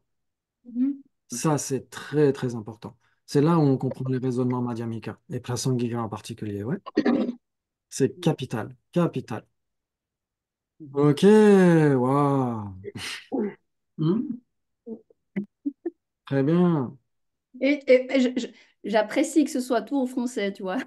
La première fois que j'ai Oui, un truc comme... Oui, même si vraiment. ça a l'air être du charabia, même en français. Alors Non, non, imaginez non, non, pas du tout. Non, non, mais parce que c'est des en choses que j'ai déjà tibétain. entendues beaucoup en anglais, tu vois, mais je vois quand même que les entendre en français, ça a un plus pour moi, quoi, tu vois. Ouais, voilà. Oui, Voilà. Donc, et oui, dans nos méditations, c'est capital de se poser la question. Qu'est-ce qu'on cherche?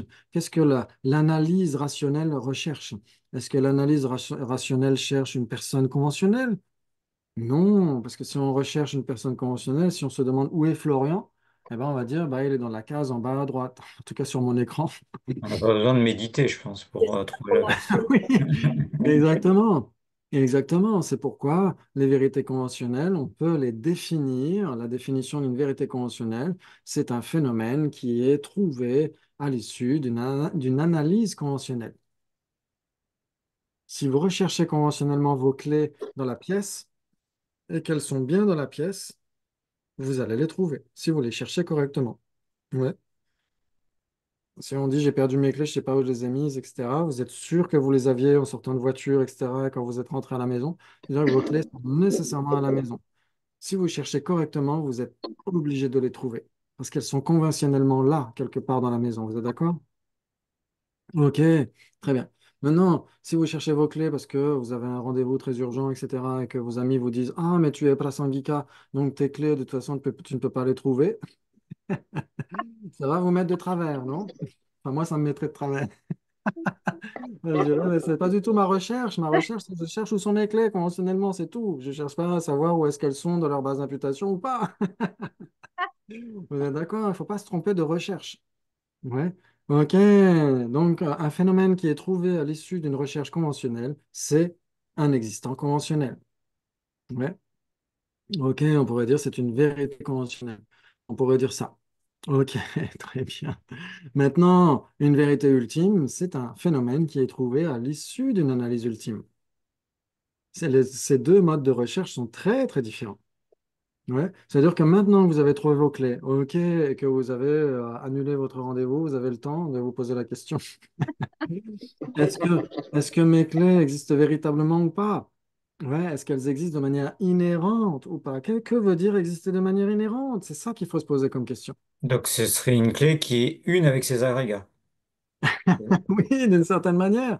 Enfin, Ouais. ce serait ça, croire à une existence inhérente. Oui, alors, ce serait une clé inhérente qui existerait, qui serait une avec ses agrégats. Ouais, une clé inhérente, ça veut dire quoi? Parce que les Sautrantika sont parfaitement capables de dire que la table n'est pas une avec ses parties. Il y a 5 parties de la table et il y a une table. Donc les Sautrantika sont capables de dire que le tout et ses parties sont contradictoires. Ouais. Hmm. Et donc, si on disait, Mhm. OK, les clés ne sont pas leur partie constituante, OK, ça, même les Sotrantika seraient capables de le déterminer. Donc, ça ne suffit pas. Qu'est-ce qu'on recherche? On cherche des clés ultimes, des clés inhérentes. Et que veut dire l'inhérence? Et qui C'est ne ça. dépend pas de ces- Qui qui ne existent de leur dépend- propre côté, en fait, qui ne sont pas en dépendance d'autre chose. Oui, ouais, qui ne dépendraient de rien, Mm. qui existeraient de leur propre côté, qui existeraient dans leur base d'imputation, qui Alors, existeraient dans leur base de caractéristiques, mm. sans que l'esprit y soit pour quelque chose. Ah, dans leur base de caractéristiques. Oui, une base Mais d'imputation. ça ne veut pas dire nécessairement les agrégats, parce que base d'imputation, c'est les agrégats.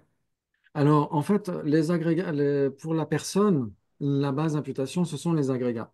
Mais pour des clés, leur base d'imputation, ce sont leurs caractéristiques, Ah oui, leurs d'accord. parties constituantes, les atomes, la forme des atomes, la La densité, forme. etc. Ouais. Hmm. Ok. Donc, c'est ça qu'il faut vérifier. C'est maintenant qu'on a trouvé les clés à l'issue d'une analyse conventionnelle, ça veut dire que les clés existent conventionnellement. Vous êtes d'accord? Mm. Ok, très bien. Sauf que nous, on a l'impression qu'elles existent plus que conventionnellement, qu'elles existent ultimement, de leur propre côté, sans qu'on y soit pour quelque chose. Et donc, qu'est-ce qu'on va rechercher? Eh bien, ces pseudo-clés inhérentes, ces pseudo-clés absolues, intrinsèques, ultimes, on va les rechercher. Et donc, on va les rechercher dans leurs caractéristiques. Est-ce qu'un atome est une clé? Est-ce que deux atomes sont une clé? Est-ce qu'un milliard d'atomes, c'est une clé, etc., etc. C'est ça qu'on recherche. Et donc, c'est impossible à trouver. Est-ce Et que les dents donc, de la clé sont la clé? est-ce que quoi? Les dents de la clé sont la clé. Exact, aussi, c'est le même principe.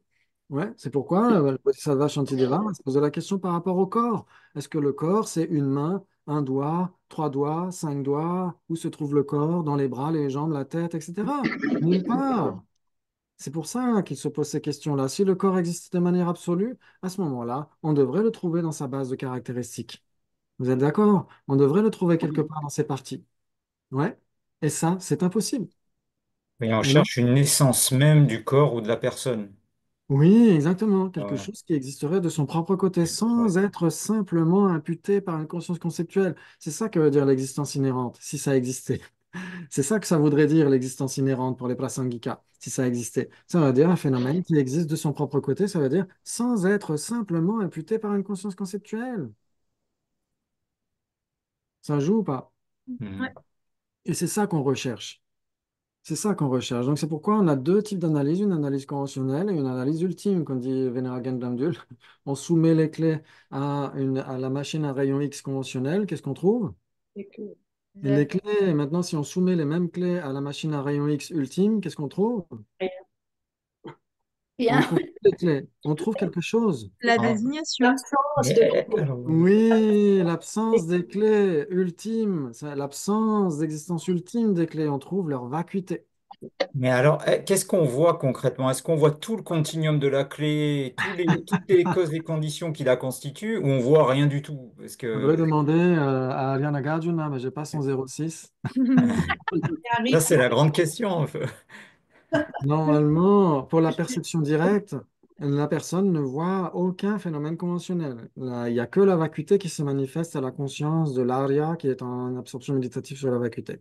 Ouais, Ouais, t'as après, plus c'est besoin de faire de difficile. raisonnement en fait, hein. Il n'y a plus le c'est ça, c'est pas ça, il n'y a plus ça, il n'y a plus de concept, il n'y a plus Ouais, rien. mais ça peut être très Exactement. proche du nihilisme. C'est pour ça que je pose cette question. C'est qu'on peut très vite le confondre avec le nihilisme après.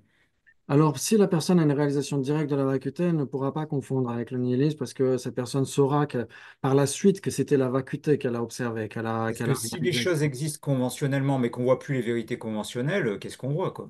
Alors, c'est ce que dit Acharya Dharmakirti dans le Brahmana-Vartika. Il dit Ma Tonchil na pas mine. Ce n'est pas parce qu'on ne voit pas quelque chose que ça n'existe pas. Ouais, Hmm. par exemple, en ce moment, je ne vois pas les étoiles parce qu'il fait plein Ah jour, oui, ouais, j'ai etc. Il y a les compris. nuages. Est-ce qu'elles n'existent, elles ont cessé Non, non, d'exister? ça existe ailleurs, du côté conventionnel, pour tous Oui, ceux qui... exactement. Ah oui, mais quand on est dans l'ultime, on la voit pas, mais on sait que ça existe de l'autre côté, par contre. Oui, mais même ça, le fait de savoir que ça existe de l'autre côté, ça, même ça, ce n'est pas envisagé parce que l'existence, c'est un phénomène conventionnel de toute façon. C'est une Hmm. vérité conventionnelle, oui. Et c'est parce que là, on reste toujours dans la conceptualisation quand on parle. Comme Et ouais, on est Nous, oui, obligé. exactement. C'est on, parce Tout on à a fait. qu'on cherche toujours à comprendre avec le raisonnement. Alors on a besoin du raisonnement, mais à un moment donné, la méditation va plus loin. Enfin, le oui, c'est Oui, guide peut-être l'intérêt de ne pas rester que que dans la conceptualisation et dans l'analyse et tout ça, et qu'il y a tout ce Non, travail après d'assises et de... du vide, Oui, en fait, d'essayer exactement. d'aller Oui, mais il visiter faut déjà ça. que la vue conceptuelle soit correcte pour méditer sur quelque chose de correct. Parce que si Oui, on est à côté de la plaque, on va méditer sur un truc faux. Mais tu peux exactement. avoir des instants comme ça, en fait, c'est ça, c'est du moment que tu penses à un processus. Oui. Alors, ce qu'il faut voir, c'est que et dans la tradition indo-tibétaine, la tradition de Nalanda, ça c'est clair que, il y a eu ce débat à l'époque à Lhasa entre Acharya Kamalashila et Hashan Mahayana. Hashan Mahayana disait qu'on a une pensée vertueuse ou non vertueuse, ou une pensée de la vacuité ou de l'existence inhérente. De toute façon, ça reste une pensée. Ouais, il disait que vous vous fassiez mordre par un chien enragé noir ou un chien enragé blanc, de toute façon, vous aurez la rage. Ouais. Et donc, il disait, à ce moment-là, il ne faut pas penser. C'est comme ça qu'on réalise la vacuité. Et Acharya Kamalashila a débattu avec lui. Et par la suite, quand il a gagné le débat, le roi, l'empereur tibétain à l'époque, Chizon Tetsen, a déclaré qu'au Tibet, c'était la tradition de Haryana Arjuna qu'il fallait suivre, la tradition indienne. Ouais, parce qu'en effet, on doit raisonner pour faire dissoudre. D'ailleurs, on verra, je crois que c'est la strophe 34 du chapitre 9 qui dit que quand ni conceptualisation ni non-conceptualisation n'adviennent plus à l'esprit, l'esprit libéré des concepts s'apaise. Et ça advient uniquement une fois que la conclusion, l'analyse méditative a été aboutie jusqu'à son terme. Ouais, c'est pas mettre les chevaux à la charrue avant les bœufs, se dire il faut que j'arrête de penser, comme ça je suis dans la vacuité. Tout le monde serait dans la vacuité, c'est que dès qu'on prend renaissance sous forme d'une huître ou quand on est dans le sommeil profond, etc. Ce n'est pas le cas. On dit Ouais. aussi toujours qu'il faut bien comprendre quel est l'objet à réfuter, c'est ça? Exactement, c'est capital. Voilà, Capital. c'est ça. Ouais. Ouais, Ouais. ça vous parle tout ça? Ok, magnifique. Donc, on reparlera de tout ça demain. Alors, il n'y a pas le matin parce que j'étais censé traduire pour Venerable Gendandul, mais en fait, ça a été annulé entre-temps. Donc, c'est pas grave. On garde notre matinée pour revoir un petit peu tout ça. Tranquille chez soi, d'analyser, développer la compassion, bodhicitta, etc. Les deux sont très importants. Il n'y a pas que l'analyse et que la sagesse pure et dure. Comme dit sa sainteté Dalai Lama, l'intelligence ou la sagesse sans la compassion, c'est encore pire, c'est encore plus destructeur que pas d'intelligence ou pas de sagesse, pas de connaissance du tout. Donc c'est très important d'associer toujours les deux. Et donc demain après-midi, on reverra à nouveau ces deux vérités parce que c'est capital. C'est la seconde strophe, bien sûr, de Ariana Nagarjuna. Là, on a essayé de décrypter jusqu'à la troisième. Mais justement, avec Steven, on s'est dit qu'on allait choisir des strophes spécifiques pour ne pas, parce que sinon, ça prendrait trop longtemps de voir tous les points. Il y a des points de tradition non bouddhiste, par exemple Prakriti, dans les traditions Samkhya, etc. Mhm. Je sais pas, je suis pas sûr que ça vous intéresse. Donc, on verra des choses, des choses, comment dire, capitales, ouais, les plus importantes. Ça Alors, marche? j'ai bien compris, il n'y a pas demain matin, c'est ça? On est... Exactement, tout à Ok, fait. d'accord. Enfin, il n'y Ouais. a pas de... Ouais, ok. Donc, je vous enverrai les diapos tout à l'heure sur, tout le monde est sur le groupe de Genève, sur le WhatsApp, Mais moi, j'ai hein? pas... Non, moi, j'ai Ok. pas. Donc, essayez de vous transmettre enfin, si vous voulez y être, Je leur passerai. Je oui, leur... voilà, exactement, de vous passer les numéros, etc., pour figurer sur le groupe WhatsApp. Et comme ça vous permet d'avoir les informations. Il y aurait la diapo. Il faudrait que je vous envoie aussi une brève bibliographie et puis les raisons, les raisonnements Madhyamika. Juste quelques petits trucs comme ça pour que ça puisse faciliter les choses ou pas. Et donc, c'est très important ce qu'on a fait là, c'est magnifique, c'est magnifique. Alors, bien sûr, comme on l'a dit, personnellement, je n'ai pas du tout compris ce que je suis en train d'expliquer. Donc, c'est pourquoi il faut vraiment avoir du second degré par rapport à ce que je suis en train de de vous expliquer pour avoir du second degré, c'est d'avoir une étude comparée. Vous fiez surtout aux traités classiques, les traités de la voie médiane, etc. Et comme dit Sainte Dalama, il y a des traités, les quatre piliers du Madhyamaka qui sont très importants, les quatre stances, le neuvième chapitre, le Madhyamaka Shastra, le Madhyamaka Avatara, etc. Ces textes-là font vraiment autorité. Et bien sûr, ça nécessite des commentaires de maîtres qualifiés. Et donc, ça ne peut pas être au cours de nos groupes que ça arrivera. Ok, très bien, mais en tout cas, on a essayé de développer une bonne motivation, on a essayé de développer le vaste et le profond. Et donc, c'est ça qui permettra un jour d'avoir le panoramique et le zoom. Là, on a déjà le zoom. On aura le panoramique avec le Rupakaya, on aura le zoom avec le Dharmakaya. Et donc, c'est grâce à justement Bodhicitta conventionnel et la Bodhicitta ultime qu'un jour on aura la chance de développer, j'espère. Et donc, on peut remercier du fond du cœur tous ces grands maîtres qui nous ont transmis cela. C'est le plus beau cadeau qu'ils aient pu nous faire, c'est d'essayer de nous réveiller de ce cauchemar interminable du samsara grâce à cette sagesse de la vacuité. Et donc, on peut faire des prières d'aspiration pour que ce dharma puisse perdurer le plus longtemps possible, pour être utile à d'autres êtres, pas qu'à nous, mais aussi à tous les êtres. Que il y a un écho quelque part, je ne sais pas où. Ok. Pour que la santé de sa sainteté Dalai Lama et la longue vie de sa sainteté soient adamantines, et aussi que la santé et la longue vie de Yangtze Lama Zopa Rinpoche soient aussi adamantines pour que les êtres continuent à être guidés de la meilleure façon qui soit et que toutes les épidémies, toutes les guerres, tous les conflits à la maison, entre pays, entre peuples, entre ethnies, etc., cessent le plus rapidement possible, que les droits humains et non humains soient respectés le plus rapidement possible, les droits du vivant au sens général, les droits de la planète soient respectés le plus rapidement possible, que tous les enfants, garçons et filles, aient une éducation éclairée du cœur comme de l'esprit, et que nous puissions survivre à ces classes pour obtenir l'éveil pour le bien de tous les êtres le plus rapidement possible. Merci beaucoup et à demain à 14 heures. Merci du fond du cœur. Il est ici. Merci. Merci. Merci à toi, Christophe. On ne sera pas là demain. Bonne Merci. soirée, à Merci demain. Ciao, Christophe, ciao. Bye merci, bye. merci à tous. Merci.